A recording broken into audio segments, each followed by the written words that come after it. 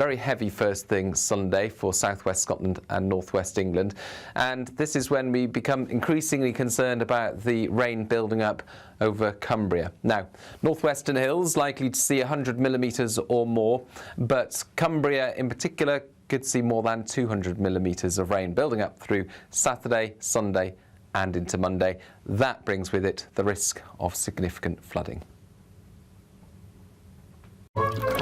Warm and cosy, with a chance of zero visibility. Boxed Boilers sponsors the weather on GB News. It's the greatest cash prize of the Great British Giveaway so far. A simply stunning £85,000 in tax-free cash to spend on anything you like, making 2026 your greatest year to date. That could get you that brand new car, extend and improve your home, take you away on that bucket list holiday, or just give you some peace of mind over the coming months. For another chance to win £85,000 cash, text cash to 63225. One entry costs £2.50 plus one standard network rate message, or text bonus to 63225. 5 entries cost £5 plus one standard network rate message. Go to gbnews.com/win. Entries start at £2.50. Call 0903 686 3232. Calls cost £2.50 plus your network access charge. Or post your name and number to GB18 PO Box 8690 Derby DE1 9TT. UK only. Entrance must be 18 or over. Lines close at 4 p.m. on the 30th of January. Please check the closing time if listening or watching on demand. Good luck. This is GB News, Britain's news channel. People are getting married less because, society has changed. People are simply becoming more secular.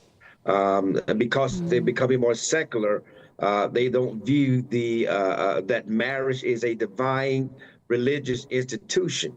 And that more and more people have turned away from God, and because they've turned away from God, they don't view, the institution that has been the bedrock of society. So society has changed. People have moved away from religion or organized religion, and they just don't view it as a bedrock of religious religious growth. People don't think getting right with the Lord Jesus or having a pastor in their life as part of their marriage. Also, younger people today care more about their careers. They care more about financial stability. They care more about having their own lives and their freedom than traditional marriage than it used to be. So it's just a big change of society today. And Charlie Downs, does that matter? Are there negatives to being focused on career and choosing to shack up as opposed to get married in church? Very much so. I mean, I like to think that I am slightly swimming against the tide because, there we go, I got married at the beginning of last month, and I'm 24. Aww. And the last time that the average age of marriage in this country was 24 was 60 years ago. The average age of marriage now is about 33 years old, which is a historic high. And I think this is largely because of the reasons that Pastor Mark outlined just now, which is that we don't actually understand as young people what marriage is. GB News, the People's Channel.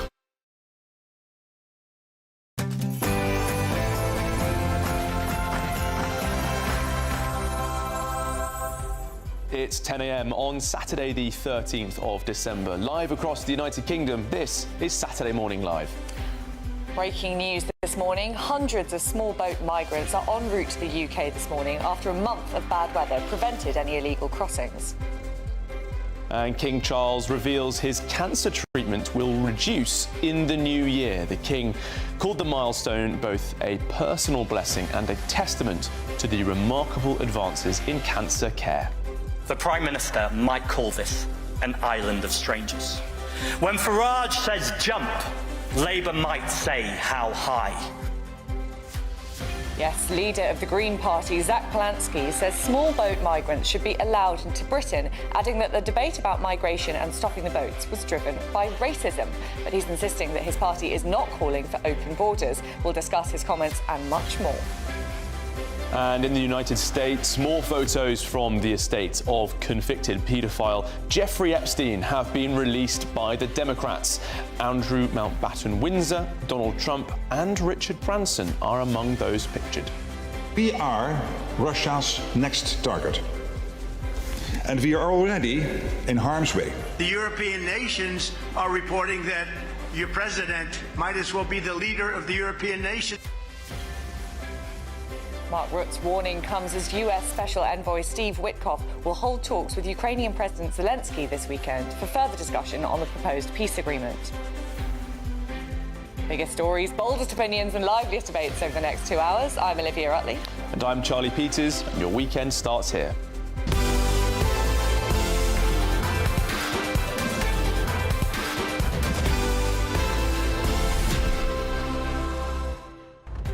Zach Polansky insisting that his party is not for open borders, but he's given a very wide-ranging interview speaking about immigration this week. Olivia speaking a lot about his views on asylum seekers being able to cross and also being able to work. I mean, I don't quite understand what he means by his party isn't for open borders. He would like people who come here illegally to be allowed just to work in the UK. He seems to think it's as simple as only 5% of Britain is built on let's just build more houses. Not very green. Migrants not very green. A very good point, actually.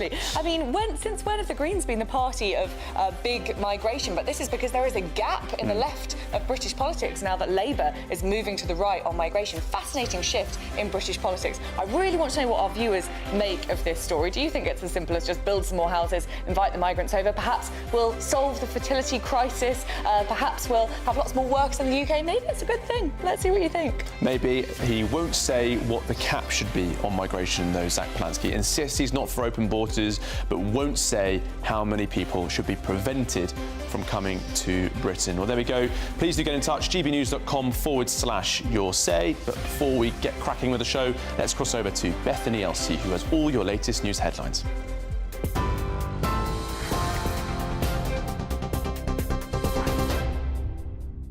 Thank you both. Good morning. Your top stories at 3 minutes past 10. Hundreds of migrants are crossing the Channel in small boats this morning after a month-long pause in crossings due to bad weather. GB News can exclusively reveal that so far today, 7 boats are attempting the journey. 2 have already made it to UK waters. There has been a 28-day pause in crossings, the longest spell without any migrant activity in the Channel since 2018. The King has revealed his cancer treatment will be scaled back in the new year thanks to early detection and has urged others to take part in screening. Leading cancer charities have praised King Charles for highlighting the importance of early screening as he revealed some 9 million people in the UK are not up to date with checks available to them. His personal message, which comes almost 2 years since his diagnosis, was broadcast in support of Stand Up to Cancer. That's a joint campaign by Cancer Research UK and Channel 4. Indeed, today I am able to share with you the good news that thanks to early diagnosis, effective intervention and adherence to doctors' orders, my own schedule of cancer treatment can be reduced in the new year. This milestone is both a personal blessing and a testimony to the remarkable advances that have been made in cancer care in recent years. The Prime Minister is urging resident doctors to accept a deal and avert strike action planned for next week, which he's described as reckless. Writing in The Guardian, Sir Keir Starmer says it's beyond belief that doctors could go ahead with the walkout while the NHS is in the grip of a so-called super flu outbreak. The number of patients in hospital with flu has risen by more than 50% in the past week, with officials warning there's still no sign of numbers peaking yet. The Health Secretary, Wes Streeting, is warning the surge in cases will present the NHS with its biggest challenge since the pandemic. To the US, and Democrats have published more than a dozen new images from the estate of the convicted sex offender Jeffrey Epstein, including photos of Donald Trump. Trump is featured in 3 of the 19 photos released by the House Oversight Committee. Other famous faces include Bill Clinton, Bill Gates and Andrew Mountbatten Windsor, formerly Prince Andrew. But Republicans have accused the group of cherry-picking photos to create a false narrative about the president. Donald Trump was friends with Epstein in the 90s, but says he broke off ties before he pleaded guilty to prosecution charges. There's no suggestion that these pictures imply any wrongdoing.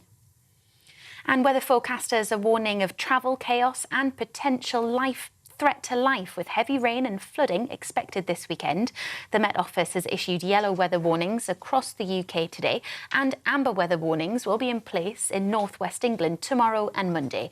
Up to 20 centimetres of rain could fall in Cumbria, and winds of up to 70 miles an hour are expected to hit western Scotland and coastal areas. You're up to date. I'll have more for you in half an hour.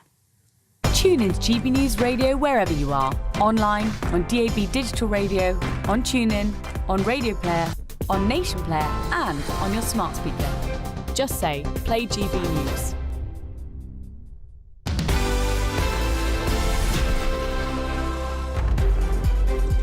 Thank you, Bethany, and welcome back to Saturday Morning Live with Charlie Peters and me, Olivia Utley. Well, let's start with some breaking news now. And hundreds of small boat migrants are heading to the UK this morning after bad weather prevented any illegal crossings for the past month.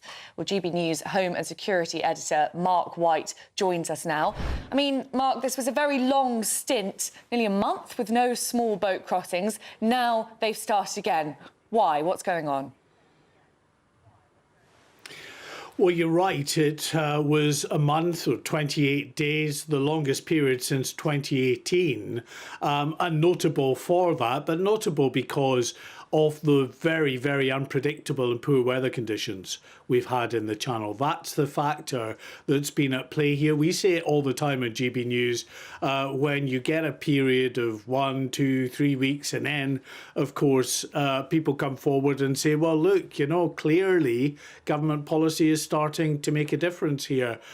But we'll always urge caution. Just wait for that change in the weather and you'll see exactly what happens, which is this. These are images from a river tributary near Dunkirk in the early hours this morning. Look at that. Just dozens of people wading down from the river bank onto the boats. Now, this is slightly different because, of course, we're used to the beach launches or even the river boats, river taxis as they're known, launching from the river, coming down the river, then picking up the occupants of the beach. Here they're actually coming down the river bank and onto the boat. So the boat is already full by the time it hits the channel, and you've got no attempts by the French, if they even do that, to try to intervene to stop the migrants getting on board these boats. Now, the latest that we're hearing from our producer Chris down in Kent, that does such sterling work for us down there and monitoring the activity,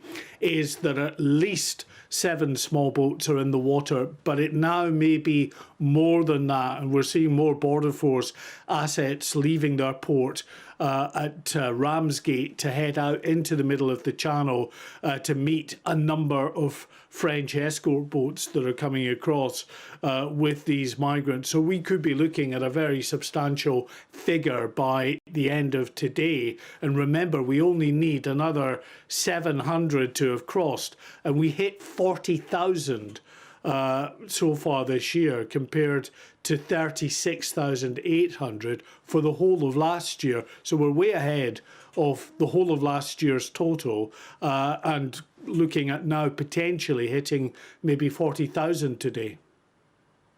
Record number of crossings for a year is 45,000 from 2022. You think it's now potentially unlikely that they reach that unwelcome milestone because of that month of no crossings due to the strong weather? Well, if we don't reach that total, and, you know, if Labour are spared from, you know, the huge embarrassment that there would be if this is the biggest ever year of Channel migrant crossings, then Sir Keir Starmer has got Mother Nature to thank, pure and simple, for this.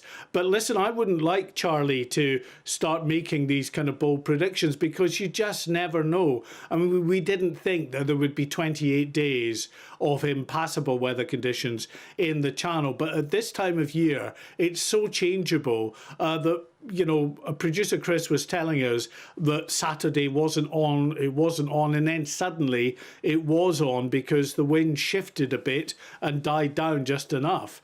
And the people smugglers, now, they employ meteorologists That's how organised they are, to give them the optimum time to launch. So they're looking ahead, and again, we're being told now that there might actually be a window of 5 days appearing later next week. So let's just see. We're certainly going to be north of 40,000, which in itself is a very grim milestone figure, the second largest year on record, even if we don't get to 45,000, which of course we hope we don't get to, given the strain that's putting on the asylum system here in the UK and the very fact these are illegal crossings. Well, thank you very much, Mark White. Really astonishing statistics there. I think Keir Starmer will be praying for a white, or at least a stormy Christmas to stop us reaching that record number of 45,000 migrants crossing the Channel. And Olivia, with 28 days of no crossings, you can imagine there's a significant build-up of people waiting to cross. Backlog. That's dangerous conditions in the Channel as well. And if Mark says there's now looking at potentially a 5-day weather window for crossings to take place, well, we could see another surge, which would be very unwelcome news for the government and indeed the British people. Well, in other news, better news, King Charles has shared the good news that his cancer treatment will be significantly reduced in the new year. Yes, in a broadcast message filmed in Clarence House for the Stand Up to Cancer 2025 campaign, His Majesty said that this milestone is both a personal blessing and a testimony to the remarkable advances that have been made in cancer care. Acknowledging that at least 9 million people in the country aren't up to date with the cancer screenings available to them, he encouraged them, saying early diagnosis, quite simply, it saves lives. Well, with us now is former royal correspondent Richard Palmer. Richard, I mean, we know that, when Jade Goody got diagnosed with cervical cancer, the rate of people being assessed for cervical cancer, having that screening, went up by 500,000. What kind of impact might it make, the King releasing this message? Well, I think they're expecting quite a big impact. When it was announced that he'd undergone treatment for a prostate problem, and then obviously it was made clear that he hasn't got prostate cancer. They're not saying what type of cancer, but when he underwent that treatment, the NHS saw a 1,000% increase in online searching for prostate checks. So I think they're expecting a huge increase in people using this screen checker. I have to say I've used it this morning, and I'm pleased to say I'm up to date on what I need to check. So yeah, I think, and I think that was probably his biggest motivation for agreeing to do this television message, was to encourage people to seek checks, to get checked up, and get early intervention if there is a problem. And Richard, there is some reporting in the papers today about the sort of care he's been receiving, and also the fact that his advisors said that by being less specific about his condition, his message would reach the widest possible audience. Do you think that's a significant part of why the royal household has been perhaps quite vague on the specifics behind his cancer and the treatment? Yes, I think that's one reason. And I think the other reason is that if they were specific about it, then inevitably experts, but also other people using Google who aren't medical experts, would be speculating, saying, well, at this stage, he should be doing this or not doing that. And so I think they were anxious to avoid ill-founded speculation about the state of his illness. And clearly, yeah, sorry, go on. I was just going to say, obviously, that there is a need to stop those sort of armchair commentators telling the King what he shouldn't be doing. It does feel a bit odd from the public's perspective. We're sort of given a lot of information about it, but actually a lot is being withheld at the same time. He says he's not in remission, but the treatment will be reduced. What does that mean? Can we take it very simply that he's getting better? It's been described as now going through a precautionary phase in the new year, and that's not really been explained exactly what that means. But it's clearly out of my comfort zone a little bit. I'm not a medical expert, but myself. But it sounds as if what they mean is that he will go to less regular treatment, which is sort of mopping things up. Is maybe searching for cancer cells that aren't immediately detectable. It's definitely a good sign, but nobody at the moment is saying he's on the way to being cured. I think one of the key messages throughout this has been that cancer used to be a death sentence. It's now, for many people, a manageable disease, and you can live 10, 15 years with cancer, and it might not be the thing that kills you in the end. OK, Richard Palmer, former royal correspondent, thank you very much for your time this morning.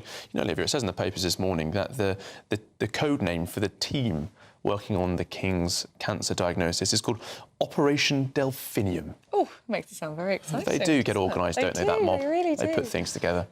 Right, let's move on now, because the leader of the Green Party, Zach Polansky, he said that small boat migrants should be allowed into Britain and that they should be able to work.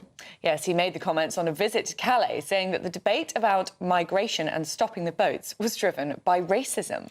Elsewhere in politics, Reform UK has claimed that it has overtaken Labour as the country's biggest political party. Well, joining us now is the political reporter at Politics Home, Tom Scottson. Tom, thank you very much for joining us this morning. Tracking back to the Zach Polansky comments, he was put under pressure in Calais, being asked, where he's currently helping out with people there, he was asked what is the Green Party's migration cap, and he wouldn't give a number, but he insists they're not for open borders.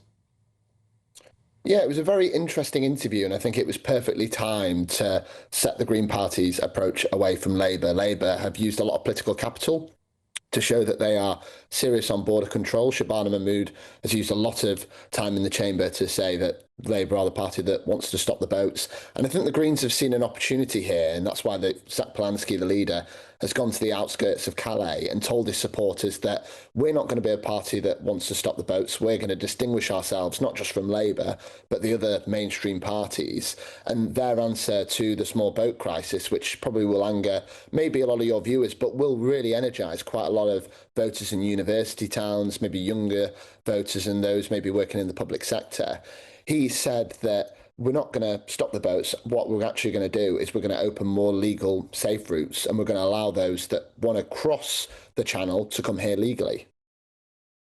It resonates so much with younger people, as you say, living in university towns. Obviously it does, because Green membership is skyrocketing. But if I were a young person living in a crowded house share, unable to get a foot on the housing ladder, the last thing I would want is for thousands and thousands of migrants to be coming over here and having houses given to them maybe, or sold to them very, very cheaply. Wouldn't that just push people out of the houses that they need?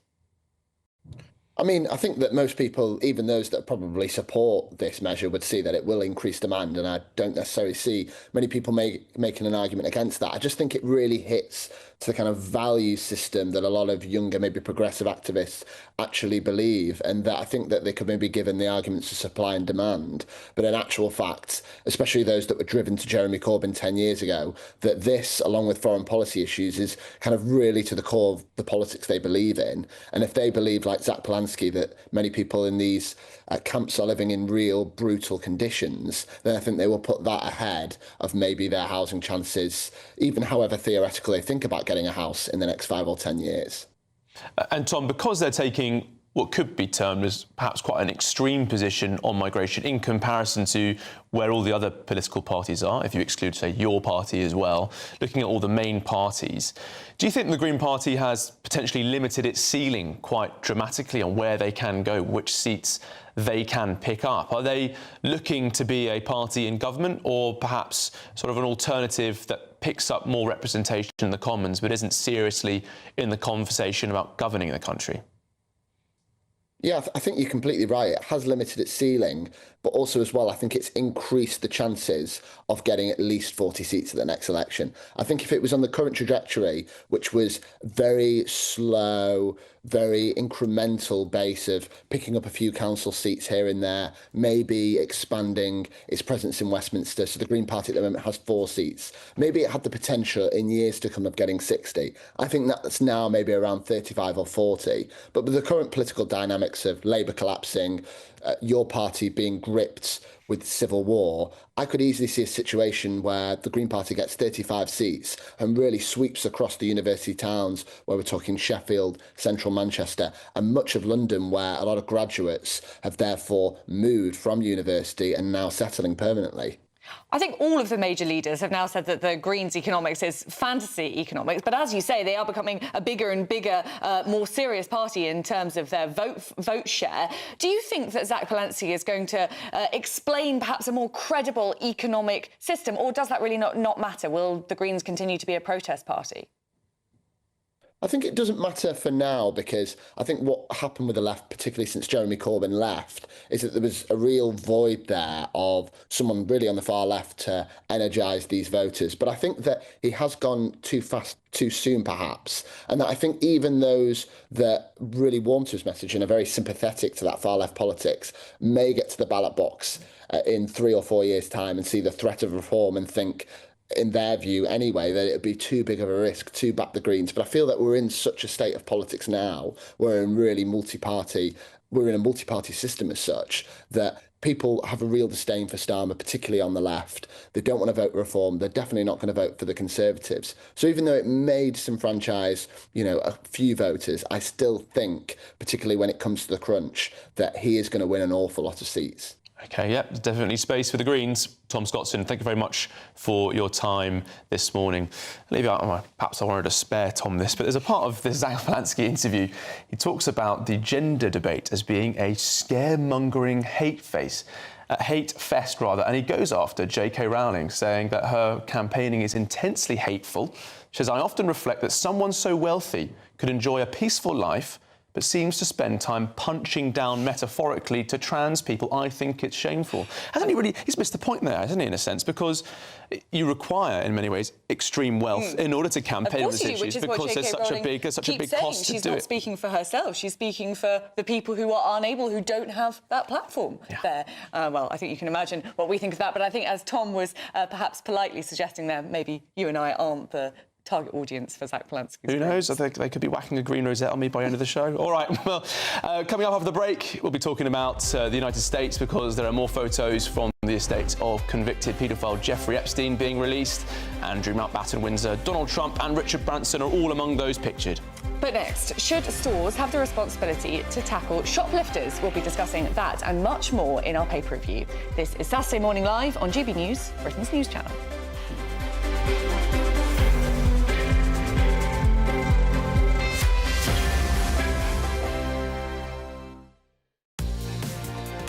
Mornings don't have to be tiresome, especially if you have the right company.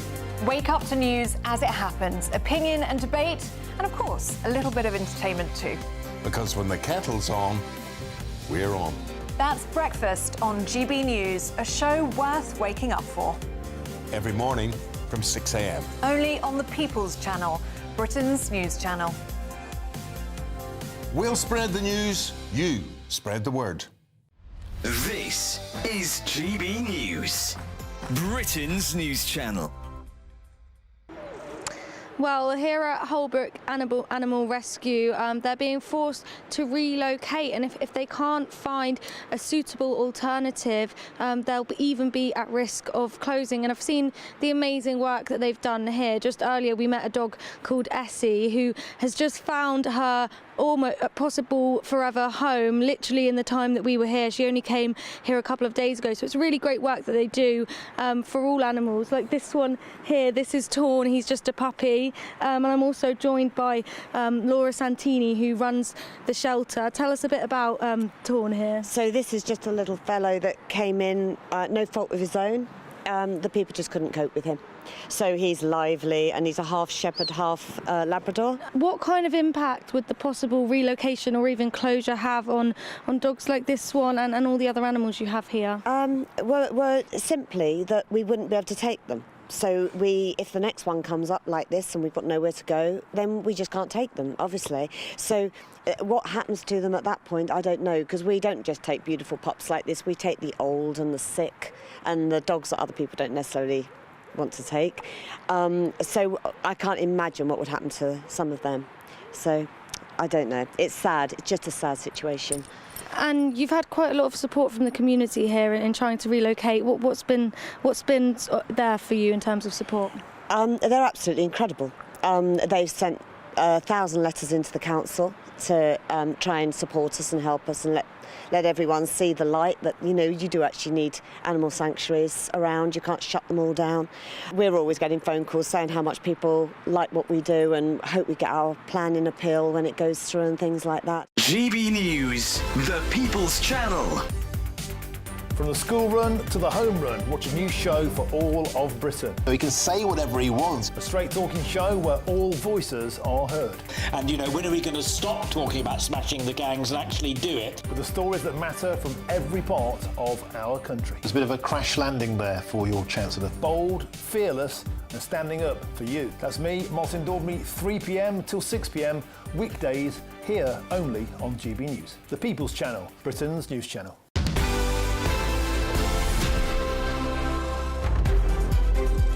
Now, to look through the top stories of today, we're delighted to be joined by the Deputy Editor of Conservative Home, Henry Hill, and former Labour advisor, Scarlett Maguire.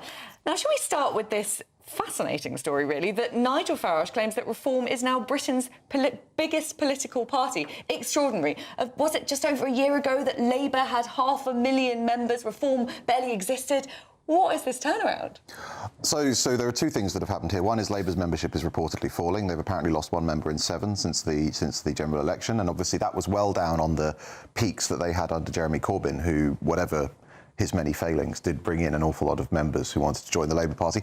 And the other one is the continual rise of the Reform membership. Now, I suppose an important qualification on this is that Reform doesn't necessarily have members the way that the other parties have members. One sort of Reform source once told me that basically what they have is Netflix subscribers, because you pay £10 or so to say that you really like Nigel Farage, but you don't get any real input. They don't have a democratic structure. There's nothing in the way of like branch associations with elected leaders and all the rest of it. But nonetheless, that is a lot of people prepared to part with some money to officially affiliate. And if Farage can mobilise even a share of those at a general election, that's important. And Scott, that could be the building of a Reform UK ground game. As Henry's saying, they don't necessarily have all those branches and associations build up, haven't got the centuries of campaigning and door-knocking behind them, but they could be moving in that direction. It could be. Well, we do have to remember that Henry's absolutely right, that under Jeremy Corbyn there was over 500,000, right? But the Tories, who have somewhere around, we're never quite sure, I mean 180,000, something like that, were winning the elections. Yes. Right? I mean, Jeremy Corbyn lost the 2019 election by 80 seats. Right, some of us still are very angry about it. That actually it isn't. Membership is not enough. Right. And as you say, and Henry says, you have to have the organisation, but it's got more than that. So we might be seeing it, but I mean, actually, yes, Reform is the easy one at the moment because people are cross about everything, and Reform is cross about everything. But how that translates into votes, we shall see. Just very quickly, Henry, on this story. Do you think that sort of old model of doing politics, that you have a big membership, they go out canvassing, they knock on doors and you get more voters sort of one by one, does that really still apply in this age? Nigel Farage has more TikTok followers than the whole of all other MPs put together. Isn't something like that going to make much more of an impact at the next election? Air war is really important, but the old model will apply as long as our electoral rules are the way they are, because they're the people who do the delivery. Sorry, Henry, air war. The air. I know what you mean. Air war. Some of the people may be thinking, Reform UK are not going to stop bombing campaign. Sorry, the air war is your national media campaign, and the ground war is your door knocking. But the problem is, the leafleting and the knocking up voters matters. Until parties are allowed to pay for people, which means massively higher spending limits, they need volunteers. And the other thing is, knocking on doors brings people out. I mean, both Labour and Conservative and frankly and the Lib Dems have an incredible way of getting people out. So on the day of the election, what you're doing is you're knocking up people to get them out. You're knocking up people who you know will vote for you.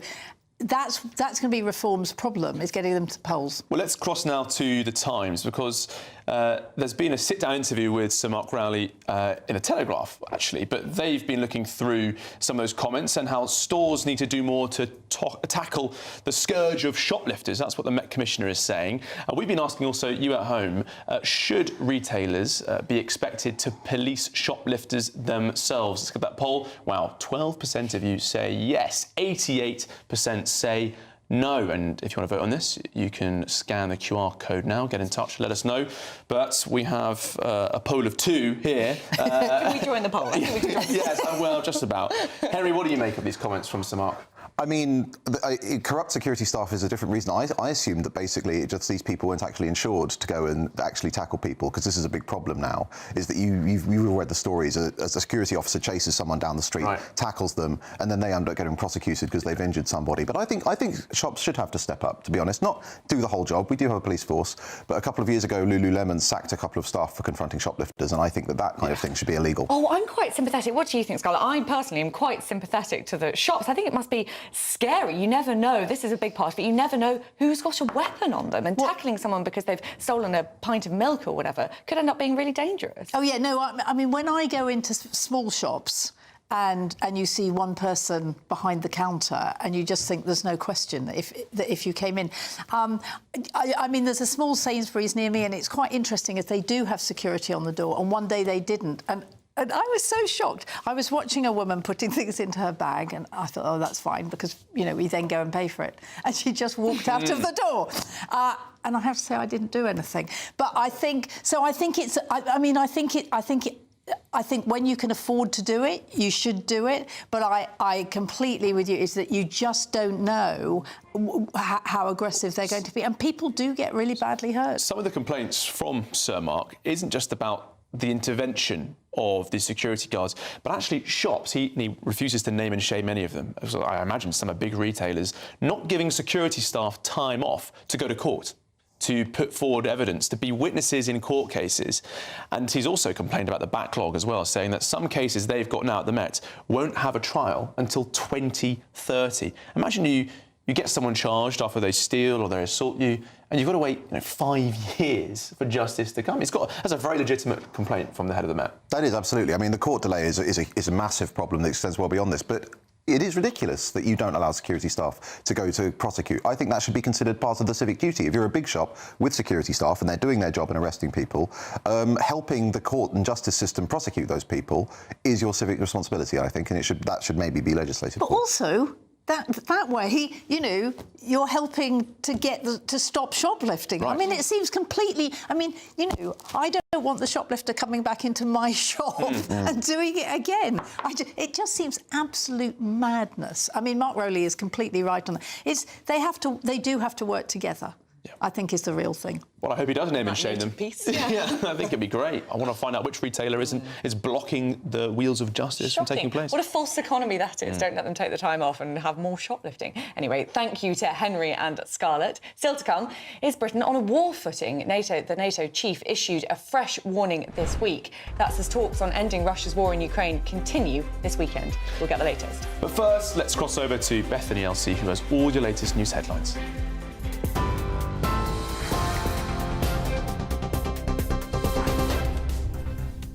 Thank you both. Top stories at 10:30. Hundreds of migrants are making the journey across the Channel in small boats this morning after 28 days of no crossings due to bad weather.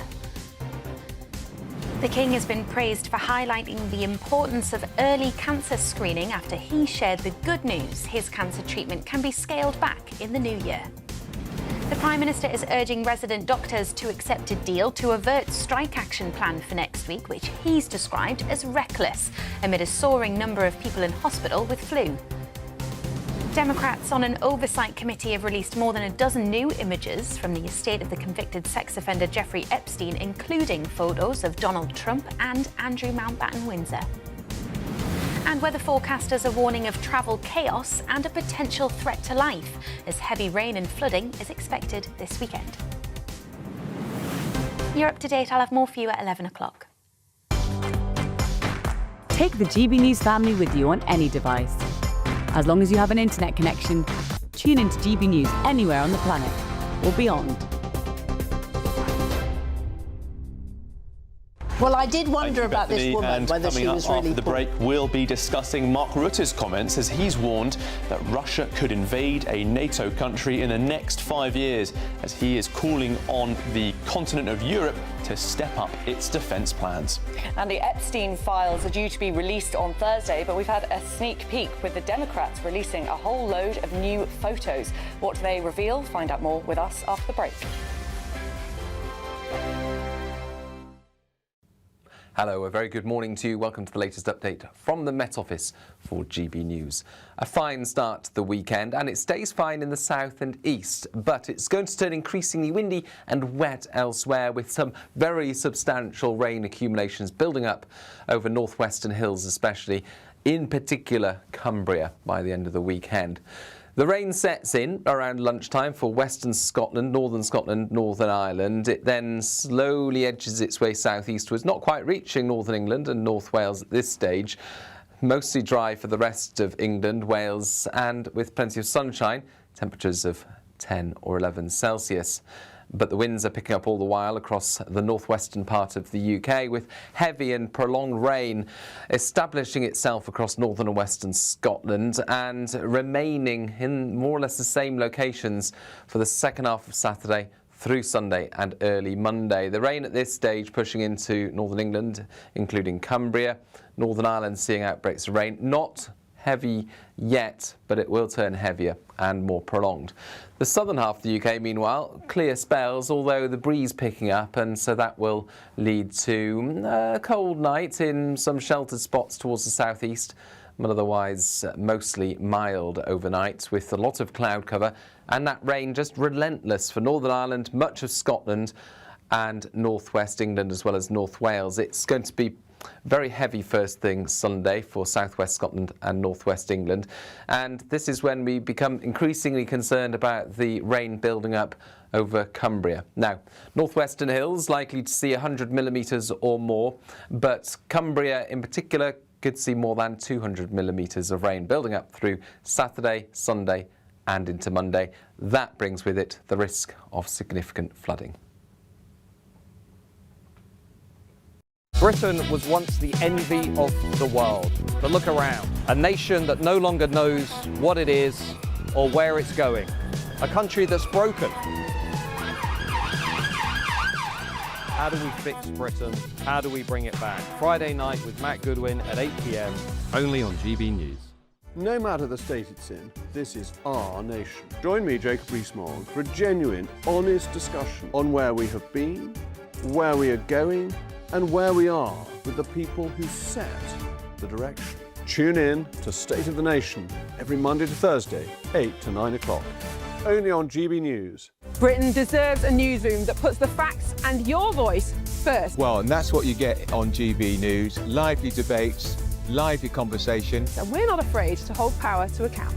And each other. So join me, Andrew Pierce. And me, Miriam Gates, for Britain's Newsroom, weekdays from 9:30 on GB News.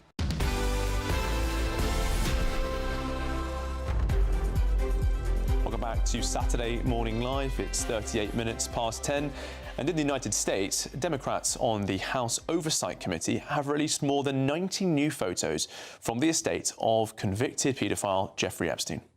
In some of the images released, key public figures are identifiable, including President Trump, Bill Clinton, Andrew Mountbatten-Windsor and Steve Bannon. Now, while there is no suggestion that these pictures imply any wrongdoing, and many of those featured in them have denied any wrongdoing as well in relation to Epstein, the White House has hit back, accusing Democrats of selectively releasing cherry-picked photos with random redactions to try and create a false narrative. Well, US journalist Nelson Aspen joins us now live from New York. Nelson, is this actually going to be damaging to President Trump? He's hit back quite hard, but this is all stuff that people already know, isn't it? Yeah, it's what he used to refer to as fake news. Really, there is no there. You mentioned that there are 19 photographs. Those were handpicked by the Democrats out of 95,000 images that were taken from Epstein's personal computer and hard drives. So even Trump is blowing this off as no big deal, and that it just does seem to be trying to create a narrative. And if you can be guilty by association, then I think we're all in trouble. Sooner or later, we have all stood next to the wrong person in our lives. And here we saw images of Woody Allen and Bill Clinton and Bill Gates. The list goes on and on. One particularly arguably egregious photograph shows President Trump surrounded by women wearing Hawaiian leis, and their faces have been blacked out, redacted. And it does create the narrative that there's something to be hidden there. Were these women of underage? But no, these were not underage women. This was an event at Mar-a-Lago taken many, many years ago, where some of the women were quoted as saying the president then, he wasn't president then, but that Donald Trump was a perfect gentleman. So it does create a context in the way these images are presented, guys. Well, Nelson, you speak about creating a narrative, and isn't that one of the weaknesses of Trump's approach to this issue? Because he's allowed opponents to create a narrative, having himself failed to release all of this information as he had promised during the campaign. He's given it all on a platter to his opponents. Well, he did sign the Epstein Transparency Act, and that gives the Department of Justice until December 19th to release all the files. I'm sure that there's plenty of unsavory information that's going to come out there. But like you said previously in the introduction, none of these notable figures have been accused of or have been found guilty of any wrongdoing. So we'll see how that unfolds. Bill Clinton, for example, says that he had no knowledge of Epstein's nefarious actions prior to his conviction. And, you have to consider the source. Bill Clinton is the same president who looked in the camera, wagged his finger, and said the words, "I did not have sex with that woman," when it came to Monica Lewinsky. So this all boils down to a lot of he said, and we'll see what happens as more information is released. There is talk that the Bill and Hillary Clinton could be held in contempt because they've yet to respond to a subpoena about the Epstein case.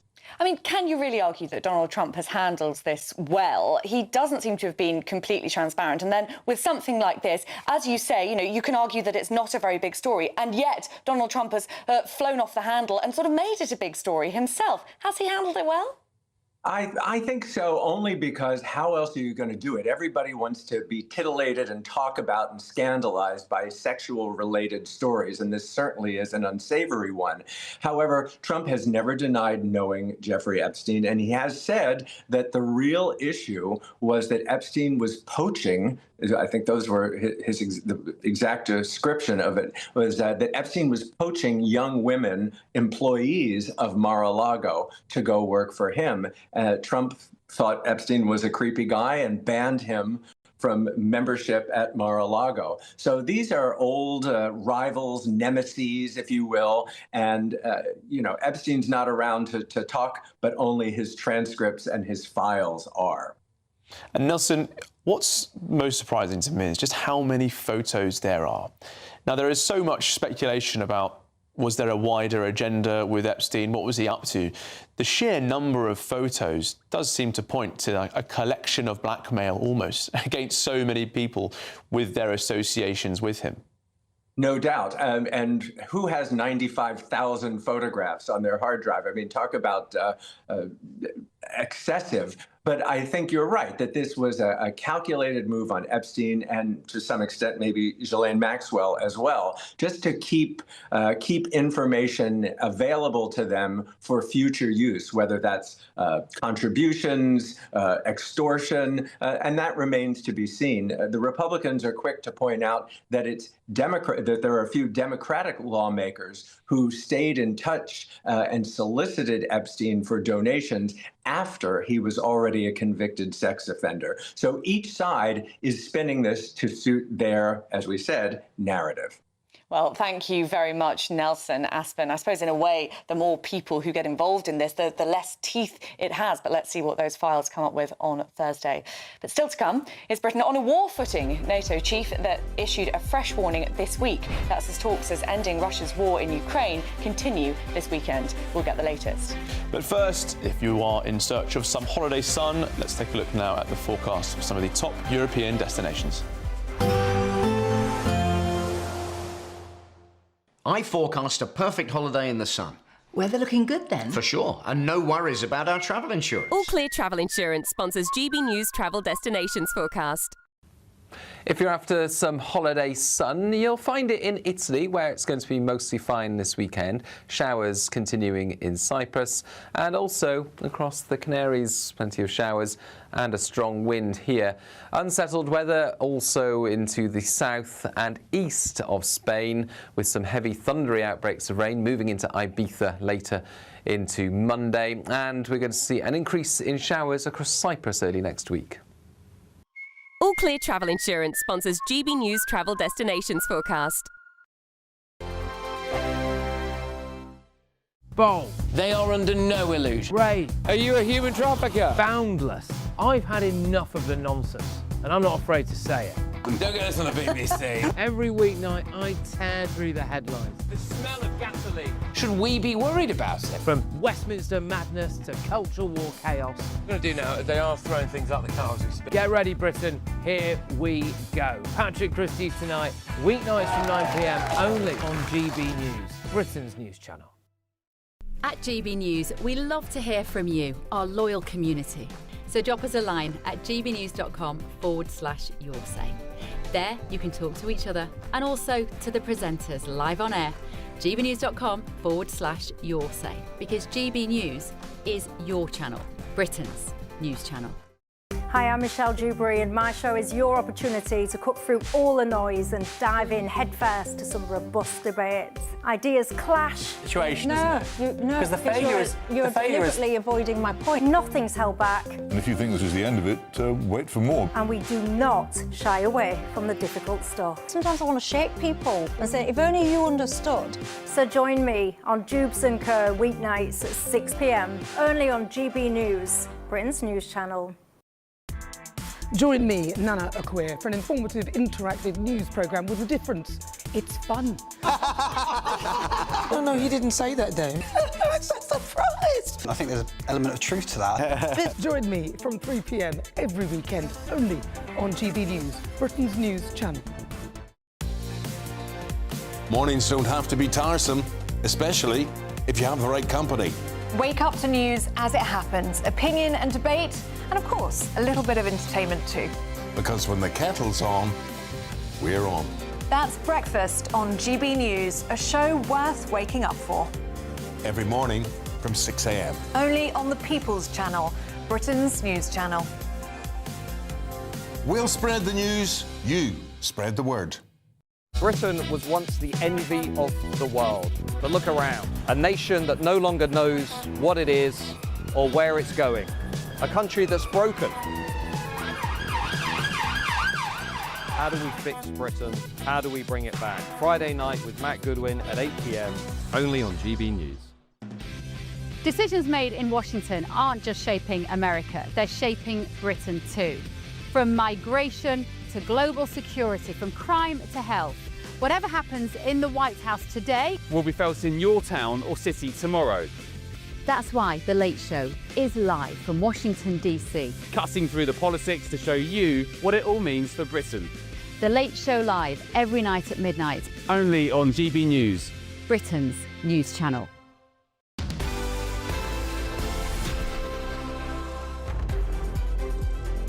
Welcome back to Saturday Morning Live. And Europe must prepare for war with Russia. That's the warning coming from NATO's Secretary-General Mark Rutte, who says the continent faces a threat not seen since our grandparents' generation. Yes, Rutte's warning comes as the US Special Envoy Steve Witkoff will hold talks with Ukrainian President Zelensky this weekend for further discussion on the proposed peace agreement. Well, with us now is Foreign Affairs journalist Colin Freeman. preparing for war with Russia? I mean, it sounds terrifying. Is Europe anywhere near ready for that? In short, no, I don't think so, both in terms of military preparedness or in terms of its appetite to do so.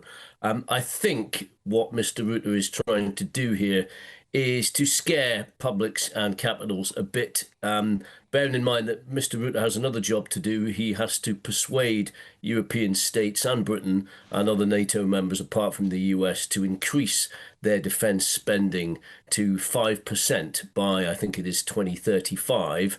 And that's the kind of spending commitment that European capitals often like to sort of quietly renege on. So I think this is perhaps just part of a general mood music to kind of put the wind up people and to keep the issue of defence spending in the public conversation.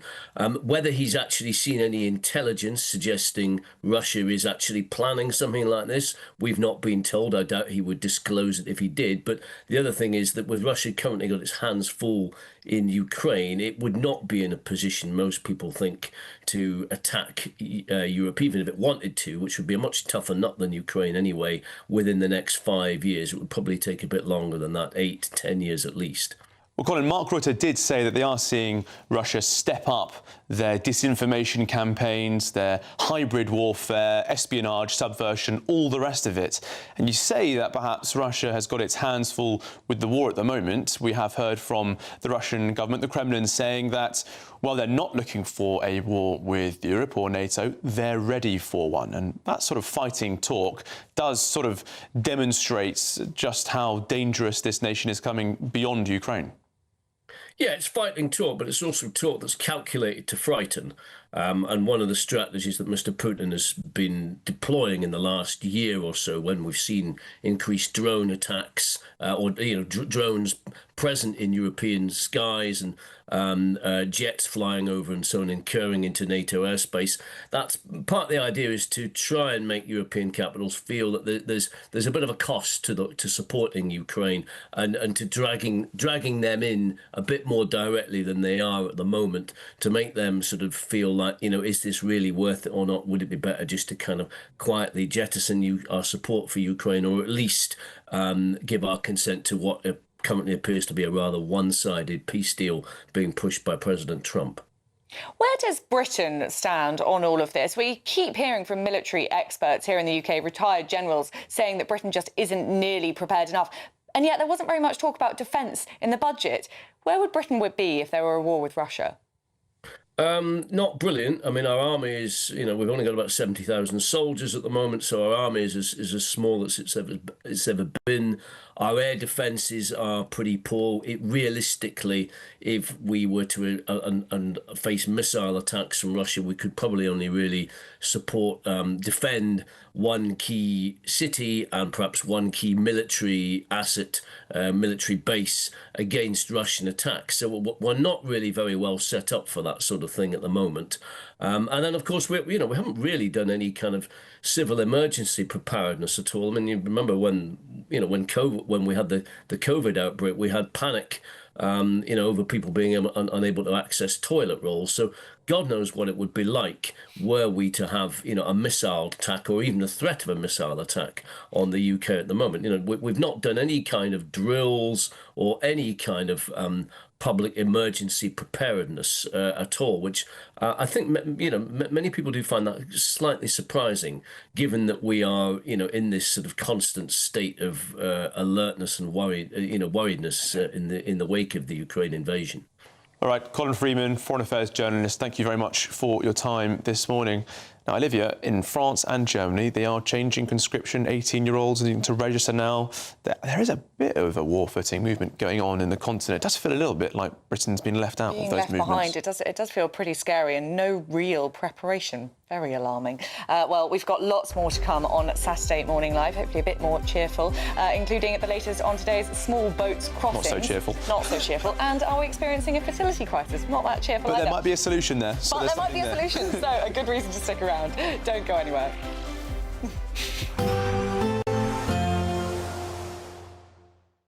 Expect warm spells with the odd rude interruption. Box Boiler sponsors the weather on GB News. Hello there, welcome to your latest GB News weather forecast from the Met Office. A bit of a northwest-southeast split through today. Heavy rain setting in across the northwest of the UK. The best of the sunshine across the southeast, increasing winds as well. We can see that nice and clearly on the pressure pattern. Low pressure bringing wet and windy weather across the northwest of the UK. High pressure in the south keeping it settled. Plenty of sunshine through the day here with light winds, but further north and west, increasing amounts of cloud. Outbreaks of rain pushing in across Northern Ireland into northwest Scotland as we go through the day today. And Met Office warning for rain in force. As the rain sets in, it will continue to be there for the next few days. Temperatures generally near average, 8 to 12 Celsius across the UK, perhaps just slightly above across some southern counties of England in the best of the sunshine. Into this evening time, we can see the rain across the north of Scotland, some dry interludes across towards Aberdeenshire here, but the wind's also strong. Gales around the coast through the day today and through this evening as well. Outbreaks of rain still continuing for Northern Ireland, pushing into northern England, but generally staying dry across much of England and Wales this evening. Some clear skies towards the southeast, cloudier skies there for Wales. As we head overnight, the rain continues to push in, turning increasingly heavy across the northwest of the UK. You can see that pushing in across Northern Ireland, Scotland, Northern England, North Wales as we head through to the early hours. Staying largely dry towards southeast England and some mist and fog patches forming here. Still quite chilly here, temperatures falling down to around 5 or 6 Celsius, but mild and windy across the rest of the UK. Through Sunday, we just see the continuation of heavy rain pushing in from the Atlantic, affecting North Wales, northwest England, southern Scotland, eastern and western parts of Scotland as well. Northern Ireland seeing some heavy rain, and that continues through the day. An amber warning in force here will lead to the risk of some flooding. Temperatures around average. Expect warm spells with the odd rude interruption. Boxed Boilers sponsors the weather on GB News. It's the big one.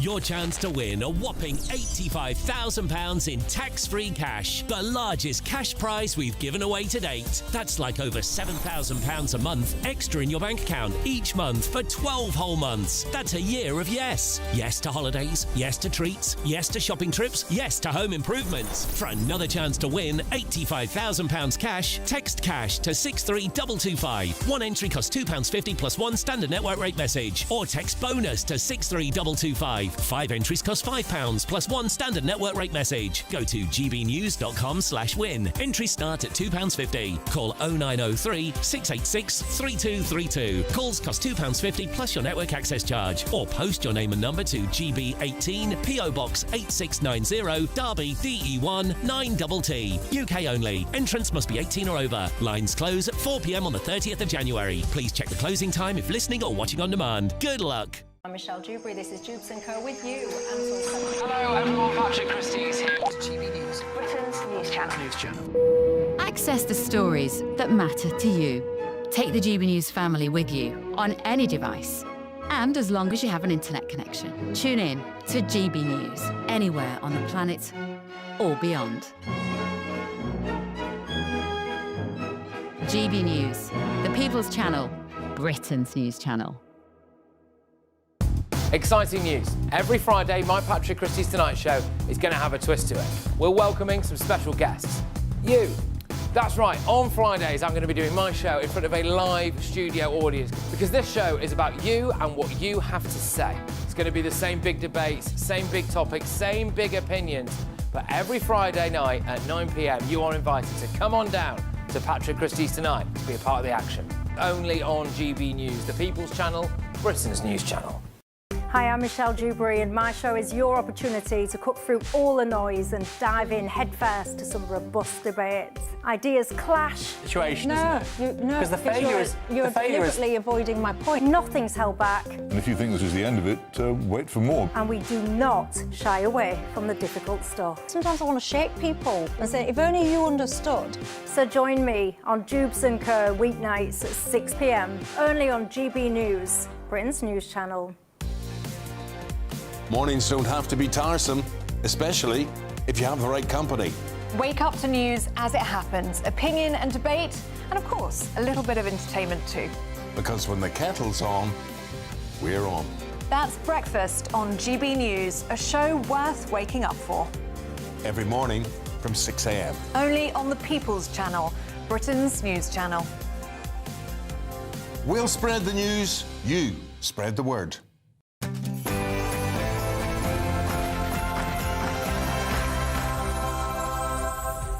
It's 11 a.m. on Saturday, the 13th of December. Live across the United Kingdom, this is Saturday Morning Live.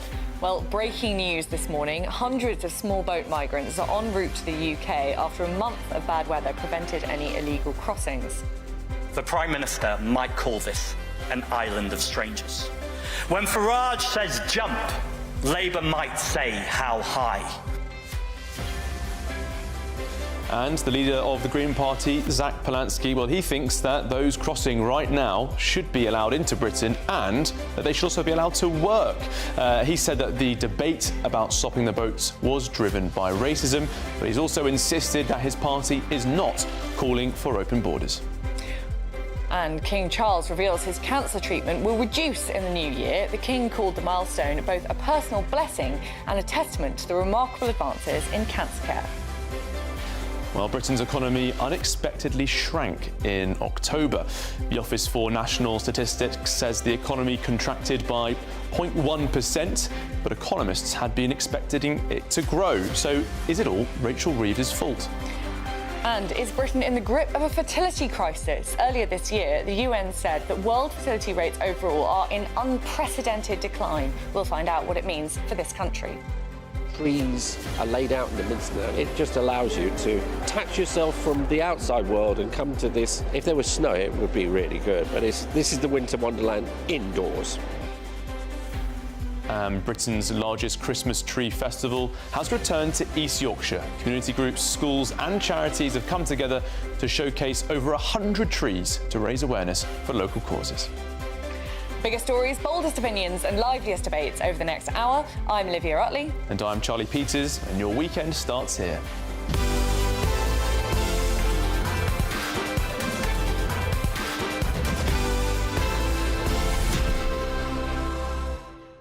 So the economy has shrunk by 0.1%. Apparently, economists weren't expecting that. Well, I don't know who these economists are because I was expecting the economy to shrink. We've seen national minimum wage going up. We've seen national insurance going up for employers. We've seen decimation of the British high street. Of course, the economy is shrinking. Yes, I have to say I should have probably changed that script unexpectedly.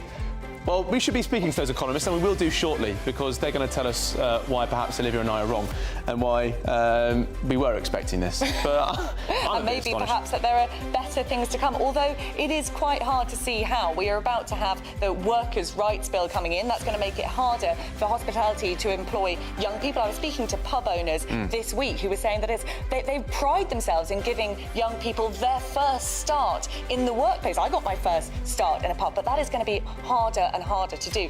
It is hard to see a rosy future for Britain's economy at the moment. Well, we were all over pubs at the moment because I think actually, pubs are becoming the new farms. Another key part of British life, potentially under attack, facing a lot of political and financial pressure. But we'd love to know what you think, of course. You know the drill by now. Send your views, post your comments on gbnews.com/your say. But before we do anything else, Bethany Elsey has all your news headlines.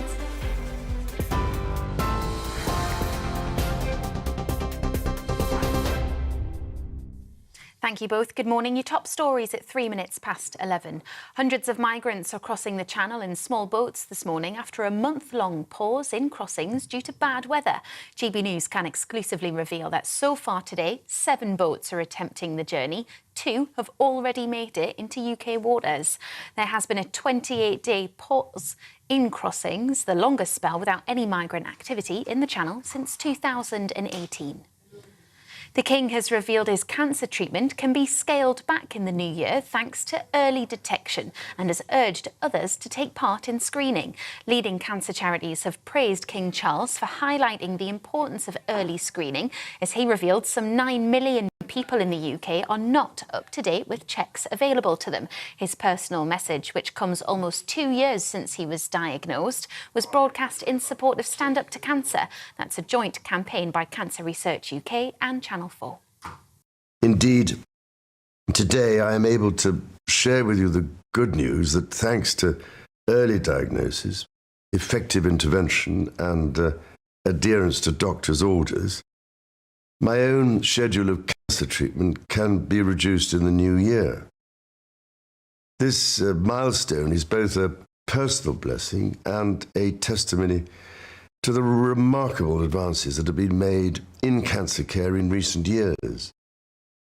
The Prime Minister is urging resident doctors to accept a deal to avert strike action planned for next week, which he's described as reckless. Writing in The Guardian, Sir Keir Starmer says it's beyond belief that doctors could go ahead with the walkout while the NHS is in the grip of a so-called superflu outbreak. The number of patients in hospital with flu has risen by more than 50% in the past week, with officials warning there's still no sign of numbers peaking yet. The Health Secretary, Wes Streeting, is warning the surge in cases will present the NHS with its biggest challenge since the pandemic. To the US, and Democrats have published more than a dozen new images from the estate of the convicted sex offender Jeffrey Epstein, including photos of Donald Trump. Trump is featured in 3 of the 19 photographs released by the House Oversight Committee. Other famous faces include Bill Clinton, Bill Gates and Andrew Mountbatten Windsor. But Republicans have accused the group of cherry-picking photos to create a false narrative about the president. Donald Trump was friends with Epstein in the 90s, but says he broke off ties with Epstein before he pleaded guilty to prosecution charges. Everybody knew this man. He was all over Palm Beach. He has photos with everybody. I mean, almost there are hundreds and hundreds of people that have photos with him. So that's no big deal. I know nothing about it.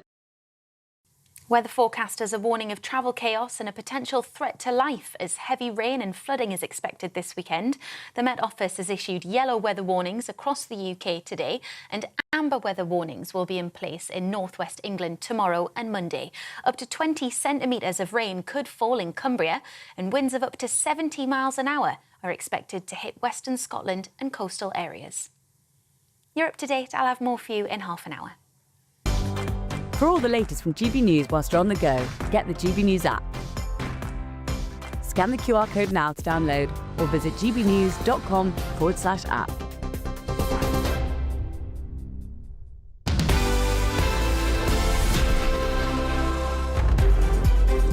Thank you, Bethany, and welcome back to Saturday Morning Live with me, Charlie Peters, and Olivia Utley. Now, gbnews.com/your say. It's been busy, and primarily in reaction to some of the commentary we've been seeing in reaction to Zach Polanski's interview in The Times. One person here saying that, personally, I like Zach. This has got 9 downvotes, by the way, as he's doing a great job of splitting the Labour vote. Other people the best being... that can be said for Zach Polanski, according to our viewers.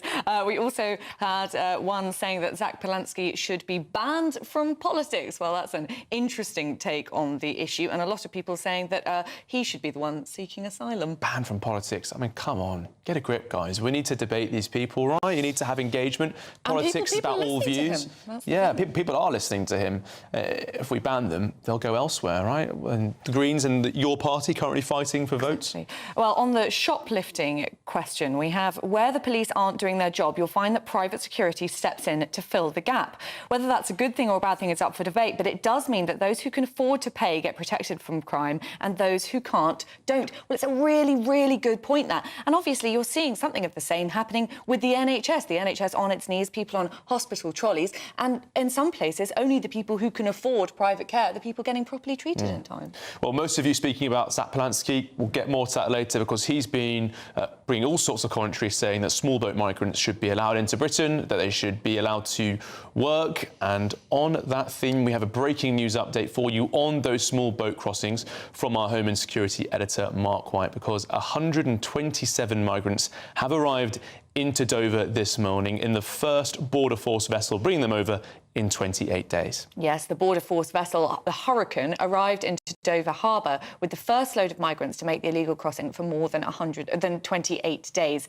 GB News counted 127 migrants as they were taken off the Hurricane, that's the name of the boat, at Border Force Processing Centre in the Kent port. So the migrants were taken off 2 dinghies in the middle of the channel, indicating that more than 60 migrants were crammed on each boat, and there are hundreds more still crossing the channel into UK waters now. And the pictures you're seeing on your screen right now, we were hearing from Mark quite about this in the last hour, them gathering and boarding these boats in the tributaries further away from the shore. A new strategy, a new capability that the people smugglers have unlocked. And Olivia, he also told us, Mark, that the people smuggling gangs and these people organising the crossings, they actually hire meteorologists to prepare for the best possible windows to assess and determine when they can launch these crossings. Which just shows how ludicrous all that talk from politicians about smashing the gangs is. These gangs are so nimble, they are so professional, they are so slick. They're doing things that our government probably wouldn't have the capacity to do. Fascinating and terrifying too. Well, on the small boats, the leader of the Green Party, Zach Polansky, he said that those migrants should be allowed into Britain. But of course they already are in a sense, aren't they? No one's stopping them. And they should be able to work. Well, he made the comments on a visit to Calais, saying that the debate about migration and stopping the boats was driven by racism. Elsewhere, Reform have claimed that they've overtaken Labour as the country's biggest political party. Well, with us now is the former mayor of Middlesbrough, Andy Preston. Andy, it increasingly feels as though mainstream politics is dead. You've got the Greens skyrocketing in the polls and in their membership on the left, and then you've got Reform becoming Britain's biggest party. Do Labour or the Conservatives stand a chance at the next election? It's looking bleak, Olivia, isn't it? I mean, Zach Polansky, you know, we're just talking about him and he's over in Calais and saying lots of things that are going to get GB and the general public very, very cross. But he's actually, the guy's a rock star. He is as charismatic as Nigel Farage. They've gone from nowhere, Olivia, to 15% in the polls.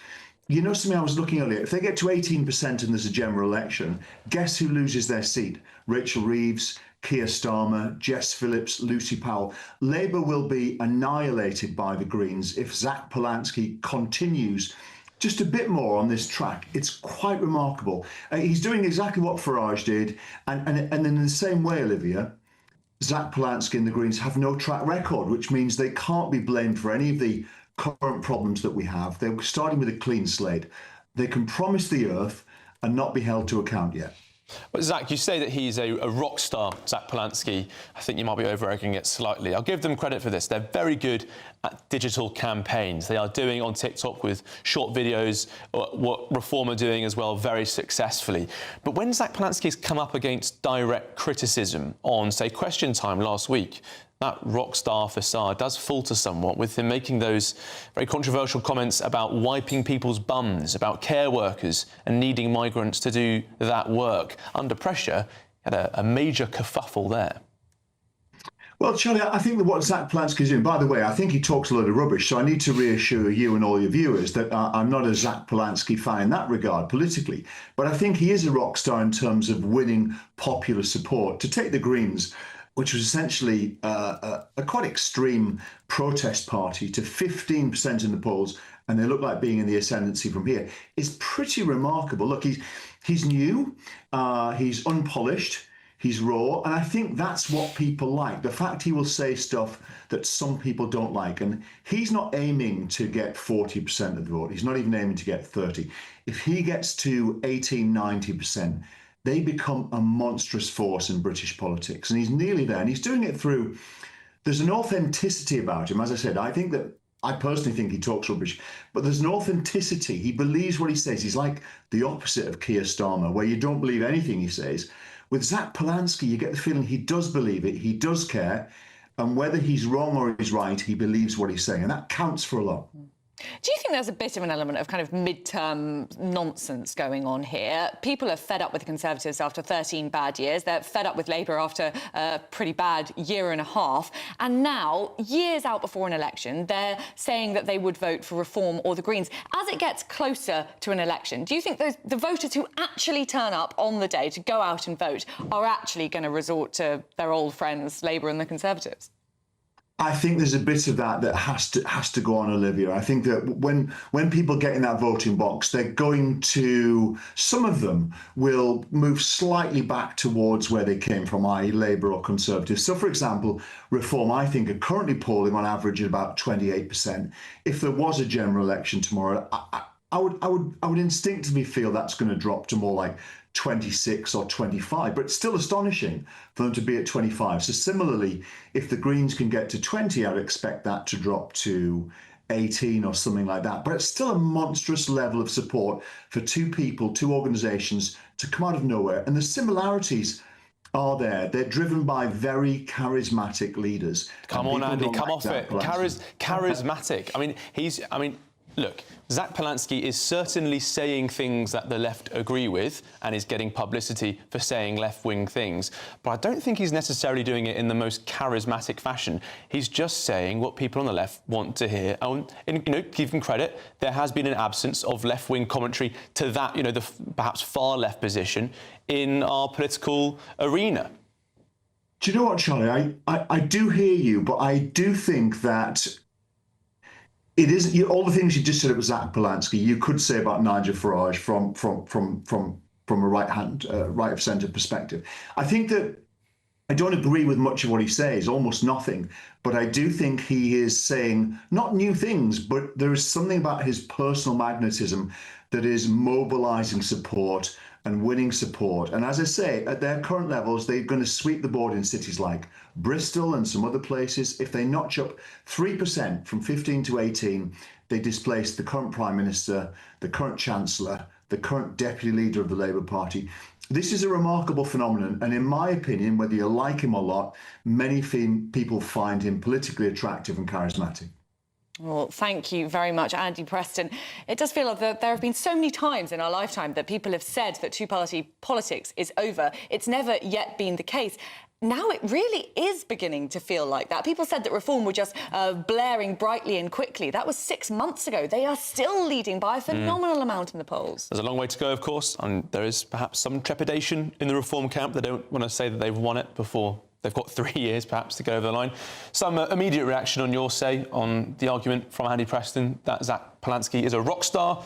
Bren Exeter says charismatic. He's a cabbage on legs. So that's a pretty stern verdict. That's interesting because, as I say, I don't think I'm particularly naturally the type of person who Zach Polansky is attempting to appeal to. But when I saw him speak at the Green Party, when he became leader of the Green Party, I did think he was charismatic. I'm not surprised he captured the audience. Young people. He very much captured the audience. You would expect him to. They were very, very green, very green. Very green. Well, and there's a space for that left-wing view on immigration for sure, but perhaps it's not a view shared by most of the country. Right, let's move on now because Britain's economy unexpectedly shrank in October. Yes, the Office for National Statistics said the economy contracted by 0.1%. Now, the Shadow Chancellor, Mel Stride, has described the news as a direct result of Labour's economic mismanagement. So is Rachel Reeves' budget to blame? Business and finance broadcaster Michael Wilson joins us now. Well, I was just saying earlier, Michael, to me, it doesn't seem like that much of a surprise that Britain's economy has contracted. It doesn't sound as though Rachel Reeves is doing very much to boost growth in this country. Is that why, or are there reasons which Reeves can't be blamed for? Let's be charitable to start with. The monthly GDP figures are notoriously capricious. They go up and down. It's much better to take, if you can be patient and take a longer term view. A 3-month moving average is a much better indication. However, it has to be said that these figures do demonstrate, I think, what most people suspect, that the economy is, well, contracting maybe, or maybe just bouncing along the bottom, but certainly the growth that Labour promised and also want is not happening. I think therefore that you're going to see a reduction in interest rates from the Bank of England to 3.75% next week, maybe another few cuts in 2026, and from that means that borrowing costs come down, and that could mean that businesses start to invest again. But certainly in the lead up to the budget last month, everybody looked at the leaks in business and thought, hang on a second, this is not the way to prepare for a budget. Which way is the country actually going? Business, for what it's worth, they make lousy politicians, but they also don't like uncertainty. And that's unfortunately what's happening at the moment. And a string of business leaders have been making quite bold comments on those points, haven't they, Michael Wilson? Because the boss of GSK, the pharma giant, said only this week that the company is going to invest $30 billion in the US, saying that the US is the best place to invest. And this is a superpower organisation in Britain openly saying we're looking elsewhere. I think a lot of businesses feel that too. There is no lack of entrepreneurism in this country. The real problem is scaling that entrepreneurism up into viable businesses which employ people and those businesses pay tax. There is no problem about that. But at the moment, the vibe that I get from business is that there is so much uncertainty still about where this government thinks it's going and what policies they will adopt. Now, again, we've got the minimum wage going up in April. You've already mentioned that. We've got employment law, which has been gradually watered down. But what sort of a brain thinks that after one's first day in employment in a new, you have the right to complain about your own rights? I mean, this is the problem. If a governing party is engendering those sort of thoughts, then I think business are very, very worried indeed. Now, it may just be, and I'm sure this is what the Treasury is hoping, that in the new year, interest rate cuts, and those don't happen immediately. It takes at least a couple of months for those to come through. But if there is a reduction in borrowing costs, it might just mean that more businesses expand, more businesses employ more people, and thus the economy starts to grow. But again, it's on a knife edge right now. Well, that's obviously what the Treasury is hoping for. And it does have to be said that the budget did kind of seem to steady the markets a bit. There is also, of course, the hope that the Treasury is hoping to defy growth forecasts with the help of a bit of AI. The UK is investing in the AI. Might that make the sort of difference that Rachel Reeves is clearly hoping for? It might, but the central point about AI is that nobody really knows what effect it is going to have. It's still in its infancy. A lot of companies, of course, have made a lot of money. A lot of investment has gone into AI, but again, it's just piling up debt. Nobody really knows what the effect of that is going to be.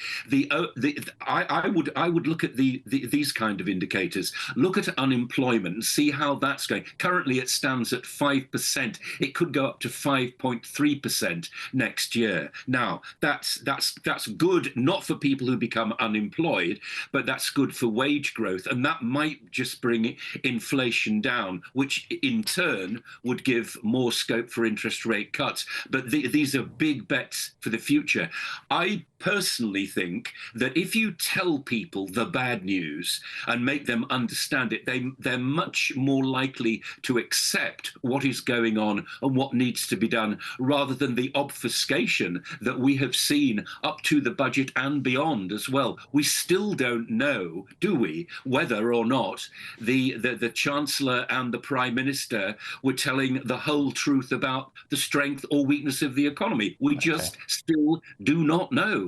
OK, Michael Wilson, thank you very much for your expertise. Well, still to come here on Saturday Morning Live, is Britain in the grip of a fertility crisis? Because earlier this year, the UN said that world fertility rates are in an unprecedented decline. We'll find out what that means for Britain. But next, King Charles has given a positive update on his cancer treatment. We'll reflect on that and much more. This is Saturday Morning Live on GB News, Britain's news channel.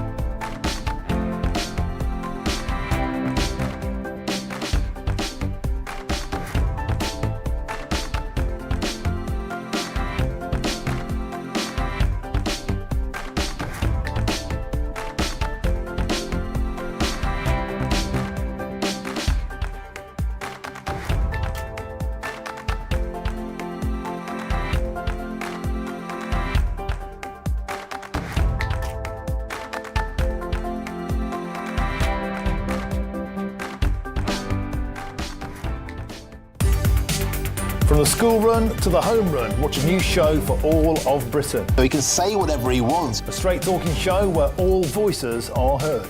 And, you know, when are we going to stop talking about smashing the gangs and actually do it? With the stories that matter from every part of our country. There's a bit of a crash landing there for your Chancellor. Bold, fearless and standing up for you. That's me, Martin Daubney, 3 p.m. till 6 p.m, weekdays, here only on GB News. The People's Channel, Britain's news channel. Westminster's full of talk, but out here, it's the real world. Am I allowed to talk now? No, that's it. This is where it matters, real people and real lives. That's what politics is all about. The fact is Trump made a good start, no. Straight answers, no spin, and just a couple of pints. How many fingers have I got up? About 10. So join me for Lee Anderson's Real World every Friday at 7 p.m, only on GB News. The People's Channel, Britain's news channel. You want to know what's really going on in the corridors of power? Labour don't know what to do with you half the time, and that makes you quite lethal in the chamber. Get behind the headlines with Chopper's Political Podcast. Join me, Christopher Hope, as I sit down with the great and the good of British politics. We'll see where this ruling takes us. These are the stories shaping our nation. Chopper's Political Podcast, available now on all platforms. Listen in and stay ahead.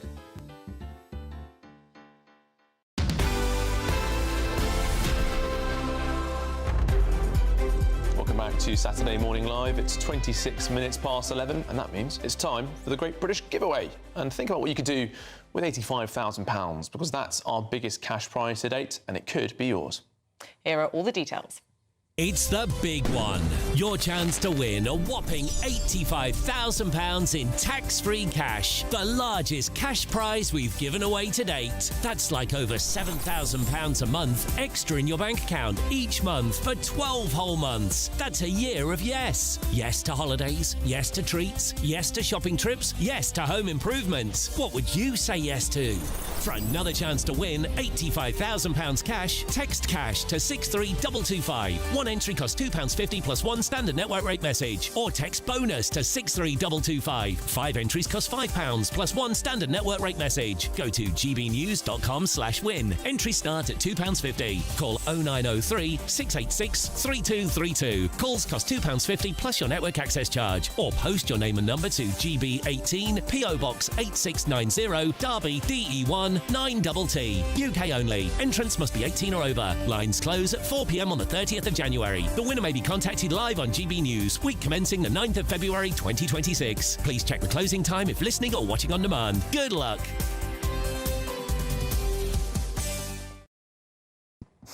Now, to look through the top stories of today, we're delighted to be joined by the Deputy Editor of Conservative Home, Henry Hill, and former Labour advisor, Scarlett Maguire. Scarlett, I'm going to start with you. This intervention from the King, really interesting that he's chosen to do this, and quite brave, really. What sort of an impact could it have? I think it'll be massive. I think it's absolutely fantastic, because what we know is that if you're worried about cancer, you should go and see somebody, and you should go for screening. I mean, I went for screening. I had a mammogram. I was fine about it. I bicycled there. They then called me in. They said, how worried are you? And I said 2 out of 10. I couldn't believe it. And I had it. And also, I had a very weird sort of cancer that it was breast, but it wasn't a tumour. It was just everywhere. And had they not got it that fast, it would have spread. And it was fantastic. 7 months of chemotherapy, not a great fun, but it was all right. Radiotherapy. Lost my hair, came on here in a wig a lot, and then it grew back. But what happened was that they got it early, and that's the biggest thing. And every woman should go over 50, should go for a mammogram, because you should not be dying of breast cancer. And Henry, you've had your own experience of tackling cancer. Are you also enthused by what we're hearing from the King today? Yeah, I, in classic male fashion, probably ignored some symptoms longer than I should have. Happily, it didn't make a difference in the end, but entirely agree that people should go and get checked. I think this is a great thing about the royal family. It's one of the great advantages of it, is that they are a family. And so instead of politicians who only really engage with our lives when they're in sort of public office and then they leave, the fact we trace the ups and downs of the Windsors, right? And this is one of the really useful things about it, because there are a lot of men especially who are not as good as they could be about responding to symptoms, knowing what's going on. And I think having the King being so open about it is a very good thing. We've heard in the papers that there's been a mixture of conventional medicine and holistic care. It's been a package of treatment for the King. He has come in for criticism in the past for having a homeopathy doctor working with him. Obviously, we're going to have more people getting involved with screenings now, but it's important they get the right treatment. And I think if the King had been here saying, try my patented, remedy, I would be taking a very different view on this. But it's been... People are entitled to have any kind of other care they want that makes them feel better, as long as the proper medical treatment is front and centre, and that does seem to be the case here. And that can include diet, actually. There's lots and lots of... But it is really, really important to have the ghastly proper medicine, and to have all the proper tests and all of that. But actually, lots of cancer centres have extra things that you go in and you just to relax you, to make you feel better. So I think it's really important. I think you can do both, but you have to have the medicine that cures you. King Charles didn't quite come out and say this so boldly, but there was definitely a message there, reading between the lines, about people getting a bit complacent. We're so used to our cancer care being so amazing that people don't bother to go and get the checks. They sort of take it for granted. And that's, we do have these remarkable breakthroughs, but you can take a horse to water, you can't make it drink. We actually have to go and get tested, and that was the message today. I think it was a really good one. Yeah, because men die of prostate cancer because they haven't gone fast enough. I mean, we all know people who've died of cancer because they haven't gone in fast enough. And it is, as Henry says, it's particularly men who need to get... It's terrible, men dying of cancer when there's no... But also, the NHS is very good at acute care, right? But our cancer survival rates are actually very bad, and that's because of a failure to detect in time. Well, you were speaking about diet, Scarlett, and the importance of diet. We can move on to that in the Times, because they are reporting that children on a vegan diet are smaller than meat eaters. I think this is hardly the most astonishing news update, but they have said that while a vegan diet can be healthy and nutritious, only if parents take extra care to ensure supplements. Yeah, I mean, I think bringing up children on a vegan diet is tough. I mean, I'm a pretty terrible mother, and the thought of bringing up my child and remembering that they had to have supplements. But, I don't eat meat, and my children were brought up not eating meat. And interestingly, of course, my son is now a carnivore. But my daughter, who isn't, actually all this stuff... she looks like an Amazon. She does, she runs an awful lot. She does Get Fit, and she does half marathons. So actually, it doesn't stop you. What do you think, Henry? Quickly, would you raise your children vegan? No. But I think the point here is vegetarianism, you get lots of fatty acids and all that kind of stuff from milk and cheese and all the rest of it. Vegan, you have to be very, very careful, because we are evolved to be omnivorous. Right, well, I enjoyed that segment, and I hope that my beautiful vegan girlfriend, who's watching at home, has enjoyed that campaign against our own diet at home. In fact, though, I am allowed to bring my own meat. That's very generous of there is a BYOM strategy at home. But what about milk and cheese? Look, we're not going to go into a full review of British politics in my household, but don't worry, I am just about getting my own way. Right, let's cross over now for the news with Bethany Elsey.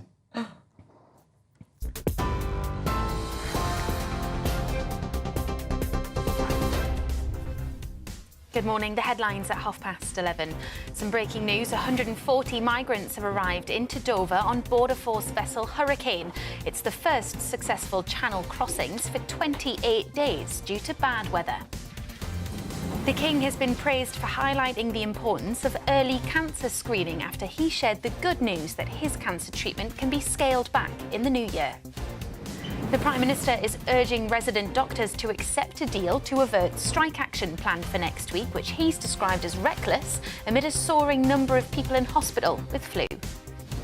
Democrats on an oversight committee have released more than a dozen new images from the estate of the convicted sex offender Jeffrey Epstein, including photos of Donald Trump and Andrew Mountbatten Windsor. And weather forecasters are warning of travel chaos and a potential threat to life as heavy rain and flooding is expected this weekend. You're up to date. I'll have more for you at midday. You can now watch GB News live across the United States of America and the world on Truth Plus. Scan the QR code to find out more or visit gbnews.com/truth. Thank you, Bethany. And while the studio here in Paddington is absolutely stacked with Christmas trees, our own Anna Riley has been to a Christmas tree festival in East Yorkshire. You're not going to want to miss that one. We're also going to be talking about Britain's fertility because it is in freefall. What's going on? Why aren't women having children? And what on earth can we do about it? We'll have an expert here in the studio to discuss. All that coming up on Saturday Morning Live. Don't go anywhere. Hello there, welcome to your latest GB News weather forecast from the Met Office. A bit of a northwest-southeast split through today. Heavy rain setting in across the northwest of the UK. The best of the sunshine across the southeast, increasing winds as well. We can see that nice and clearly on the pressure pattern. Low pressure bringing wet and windy weather across the northwest of the UK. High pressure in the south, keeping it settled. Plenty of sunshine through the day here with light winds, but further north and west, increasing amounts of cloud. Outbreaks of rain pushing in across Northern Ireland into northwest Scotland as we go through the day today. And Met Office warning for rain in force. As the rain sets in, it will continue to be there for the next few days. Temperatures generally near average, 8 to 12 Celsius across the UK, perhaps just slightly above across some southern counties of England in the best of the sunshine. Into this evening time, we can see the rain across the north of Scotland, some dry interludes across towards Aberdeenshire here, but the wind's also strong, gales around the coast through the day today and through this evening as well. Outbreaks of rain still continuing for Northern Ireland, pushing into northern England, but generally staying dry across much of England and Wales this evening. Some clear skies towards the southeast, cloudier skies there for Wales. As we head overnight, the rain continues to push in, turning increasingly heavy across the northwest of the UK. You can see that pushing in across Northern Ireland, Scotland, Northern England, North Wales as we head through to the early hours. Staying largely dry towards southeast England and some mist and fog patches forming here. Still quite chilly here, temperatures falling down to around 5 or 6 Celsius, but mild and windy across the rest of the UK. Through Sunday, we just see the continuation of heavy rain pushing in from the Atlantic, affecting North Wales, northwest England, southern Scotland, eastern and western parts of Scotland as well. Northern Ireland seeing some heavy rain, and that continues through the day. An amber warning in force here will lead to the risk of some flooding, temperatures around average. Britain was once the envy of the world, but look around. A nation that no longer knows what it is or where it's going. A country that's broken. How do we fix Britain? How do we bring it back? Friday night with Matt Goodwin at 8 p.m. only on GB News. No matter the state it's in, this is our nation. Join me, Jacob Rees-Mogg, for a genuine, honest discussion on where we have been, where we are going, and where we are with the people who set the direction. Tune in to State of the Nation every Monday to Thursday, 8 to 9 o'clock, only on GB News. Britain deserves a newsroom that puts the facts and your voice first. Well, and that's what you get on GB News. Lively debates, lively conversation. And we're not afraid to hold power to account. And each other. So join me, Andrew Pierce. And me, Miriam Gates, for Britain's Newsroom, weekdays from 9:30 on GB News.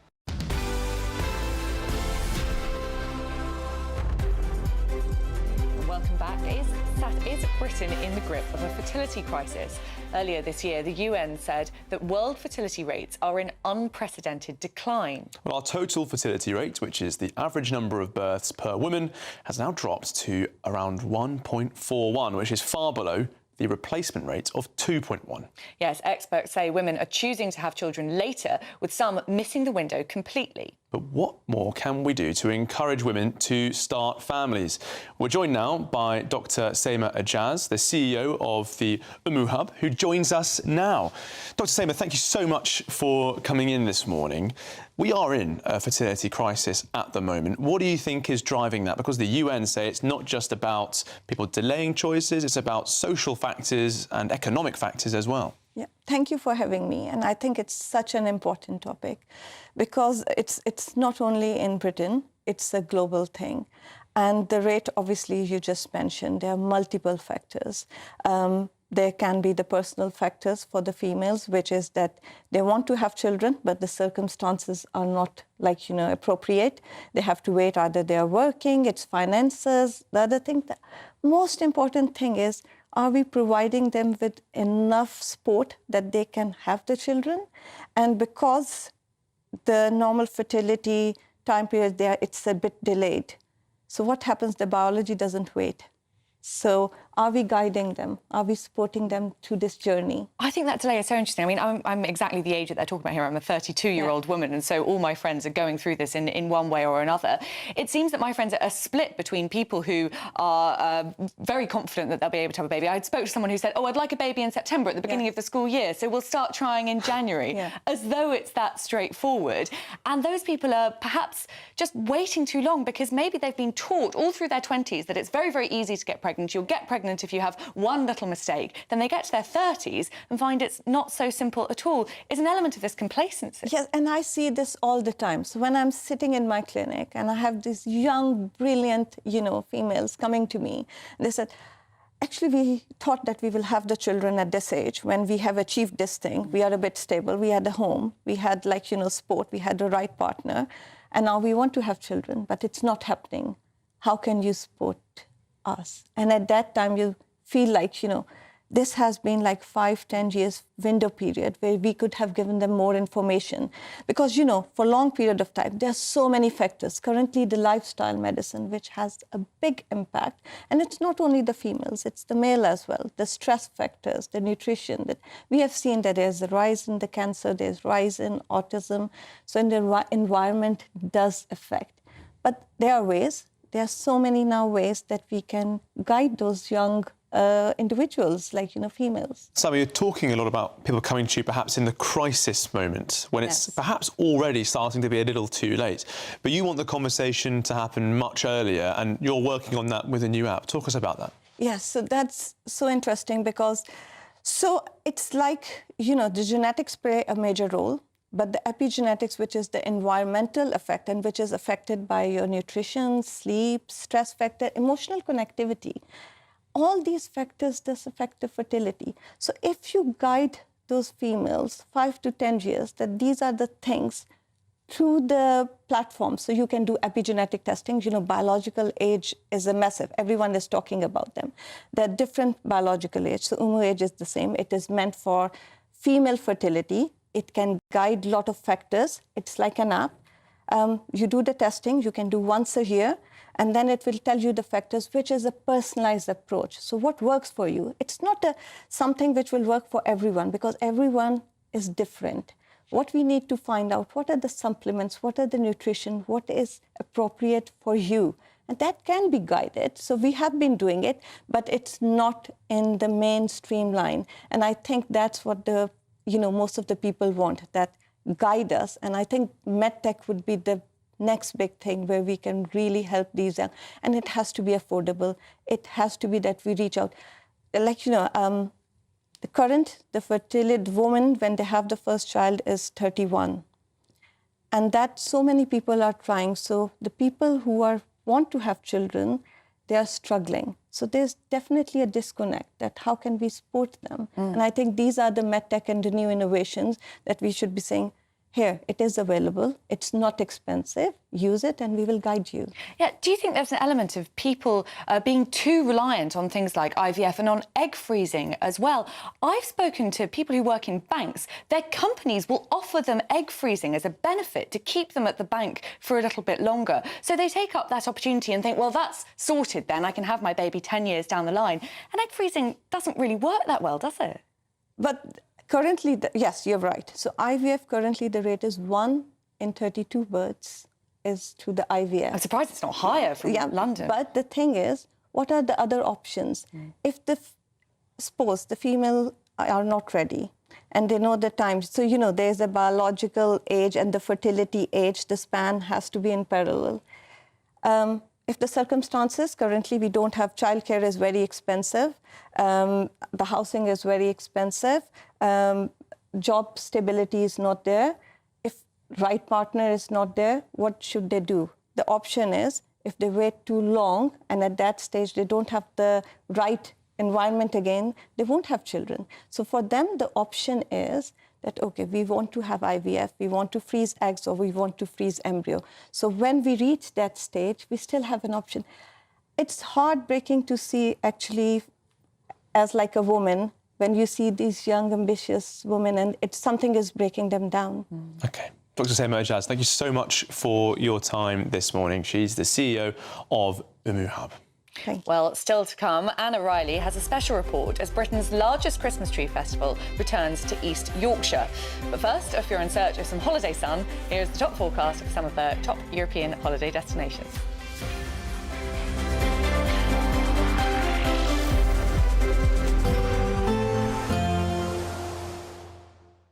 You're looking happy. Well, the forecast looks good. So you've sorted the travel insurance then? All Clear Travel Insurance sponsors GB News Travel Destinations Forecast.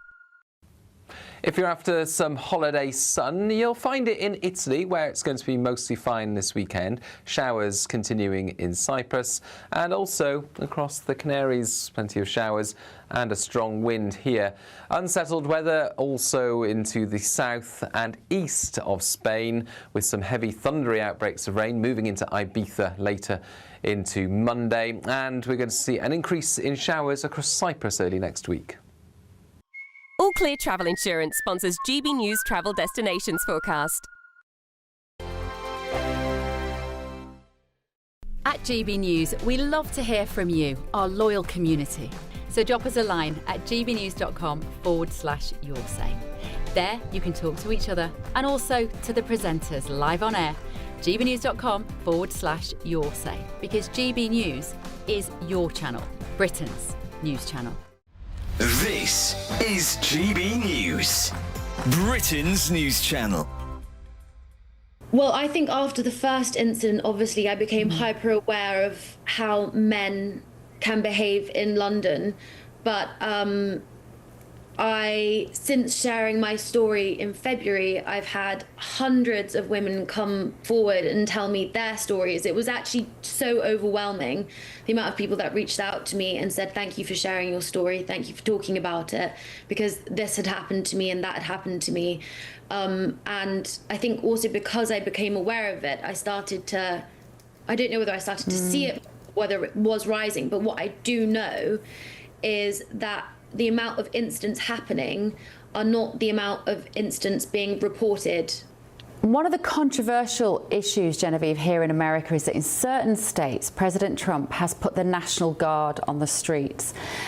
They have it here in Washington, D.C., and these are kind of volunteer soldiers, if you like. You can see some pictures here, so that's me there with them, and that's Ben Leo, our other host, and you just have groups of them. They're in groups of sort of 3, 4, 5 sometimes on the street corners. We were coming back from a football match, I've been here too long, that evening, and you feel safe because they are a very clear presence on the street.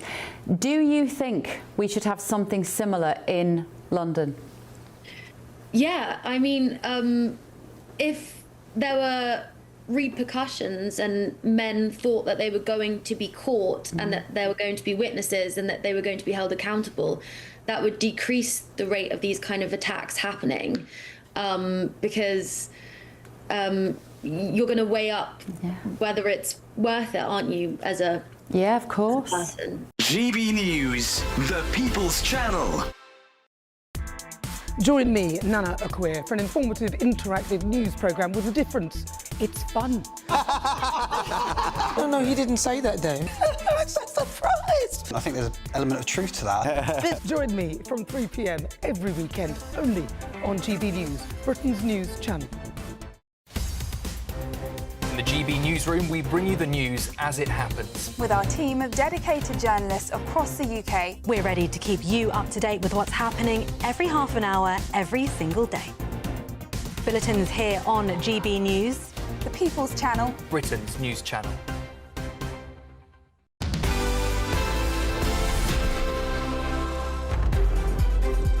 Welcome back. back to Saturday Morning Live. Now, Britain's largest Christmas tree festival has returned to East Yorkshire, and this weekend is your last chance to visit. Yes, Anna Riley visited Beverley Minster, where trees and their festive decorations have more than just decked the halls with boughs of holly. Christmas has come to Beverley Minster. The medieval church is home to Britain's biggest Christmas tree festival.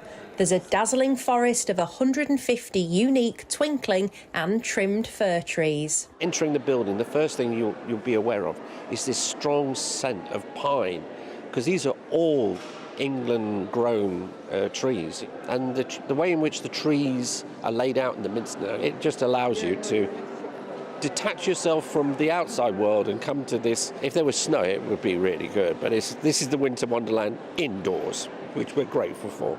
From pine cones to paper chains and angels to alpacas, each tree has its own theme, designed and decorated by the community. Charities, schools, businesses and groups are all part of the event. Dave and Karen Stead are using their tree to raise awareness for cardiac risk in the young. It's aimed at looking at the causes of sudden cardiac death in young people. And one of the things that they do as well is provide national heart screening service. So we lost our son almost 3 years ago now, and on the back of that we decided to start and raise money. He was 27, had no symptoms at all, which is quite typical. 80% of the deaths that happen are no symptoms, no warning whatsoever. So obviously getting awareness out is a big issue for us locally and the charity in general. Along with promoting local causes, the festival is also a huge boost for trade in Beverley.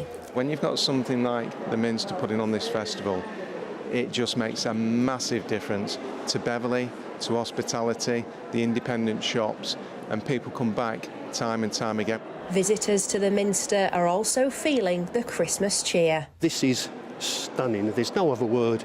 I walked in and, just taken my breath away. We've come quite a long way, really. But it was beautiful. It looks absolutely lovely here. I think they're doing a wonderful job with all the trees. I think it's lovely. It's so beautiful. It's such a lovely sight when you walk in. It's so nice to see all the community involved and, and all the different people that represent it. Absolutely marvellous. The last chance to marvel at these magical trees is this weekend, with all funds raised going towards the upkeep of this historic church. Anna Riley, GB News. I'm just astonished by your man's turkey hat in Beverley Minster there. I love how seriously he was talking with the turkey hat on as well. It's pretty mind-blowing stuff there. Well, thank you very much, Anna Riley, of course, and all of you for joining us at home on Saturday Morning Live today. But please don't go anywhere, as Dawn Neeson is up next with The Weekend. Dawn, what's coming up on the show? Well, we've got a cracker as well, Christmas cracker, so you get it nearly as good as yours, obviously, but I am struggling to compete here. We have got a brilliant show. We are going to go and sink a few beers with Jeremy Clarkson, because why can't you? Oh, there are some people that can't, by the way. We are sending Alex Armstrong off to join the Girl Guides. What could possibly go wrong, I asked myself. And a migrant isn't just for Christmas, it's for life, and that's according to the leader of the Green Party, Zach Walensky. Oh, and by the way, I'll also be revealing what is the top toy that little kids want for Christmas, and it's really, really sweet. All of that coming up after the weather. Don't go too far. I'll see you then.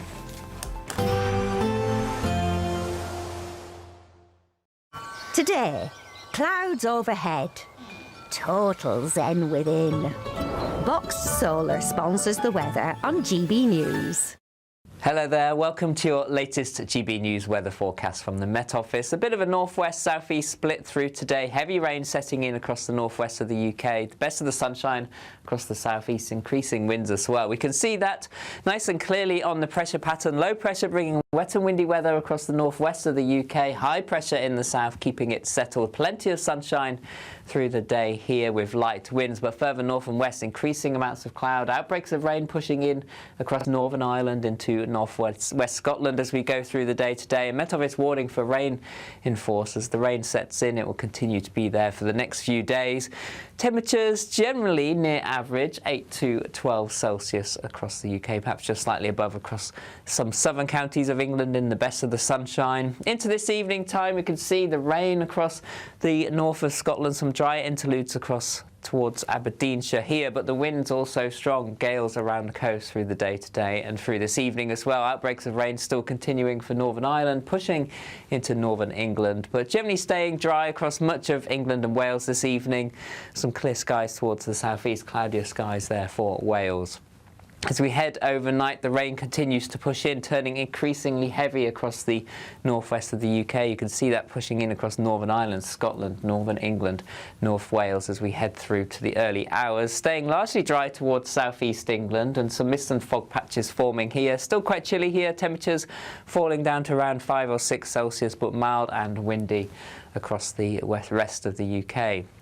Through Sunday, we just see the continuation of heavy rain pushing in from the Atlantic, affecting North Wales, northwest England, southern Scotland, eastern and western parts of Scotland as well. Northern Ireland seeing some heavy rain, and that continues through the day. An amber warning in force here will lead to the risk of some flooding, temperatures around average. Today, clouds overhead, total zen within. Box Solar sponsors the weather on GB News.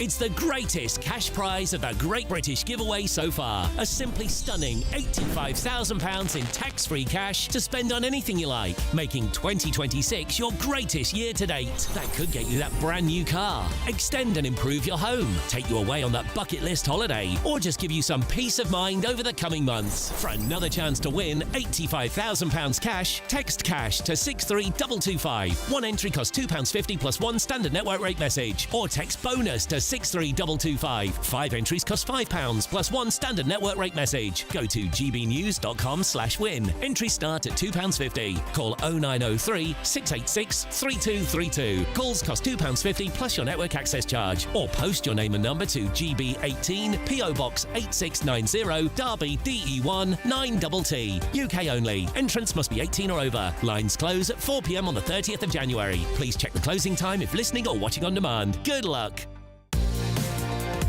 Mornings don't have to be tiresome, especially if you have the right company. Wake up to news as it happens, opinion and debate, and of course, a little bit of entertainment too. Because when the kettle's on, we're on.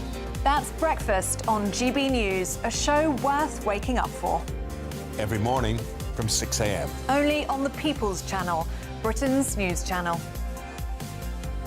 We'll spread the news, you spread the word. From the school run to the home run, watch a new show for all of Britain. He can say whatever he wants. A straight-talking show where all voices are heard. And, when are we going to stop talking about smashing the gangs and actually do it? With the stories that matter from every part of our country. There's a bit of a crash landing there for your Chancellor. Bold, fearless and standing up for you. That's me, Martin Daubney, 3 p.m. till 6 p.m, weekdays, here only on GB News. The People's Channel, Britain's news channel. Westminster's full of talk, but out here, it's the real world. Am I allowed to talk now? No, that's it. This is where it matters, real people and real lives. That's what politics is all about. In fact, has Trump made a good start? No. Straight answers, no spin, and just a couple of pints. How many fingers have I got up? About 10. So join me for Lee Anderson's Real World every Friday at 7 p.m, only on GB News. The People's Channel, Britain's news channel. You want to know what's really going on in the corridors of power? Labour don't know what to do with you half the time, and that makes you quite lethal in the chamber. Get behind the headlines with Chopper's Political Podcast. Join me,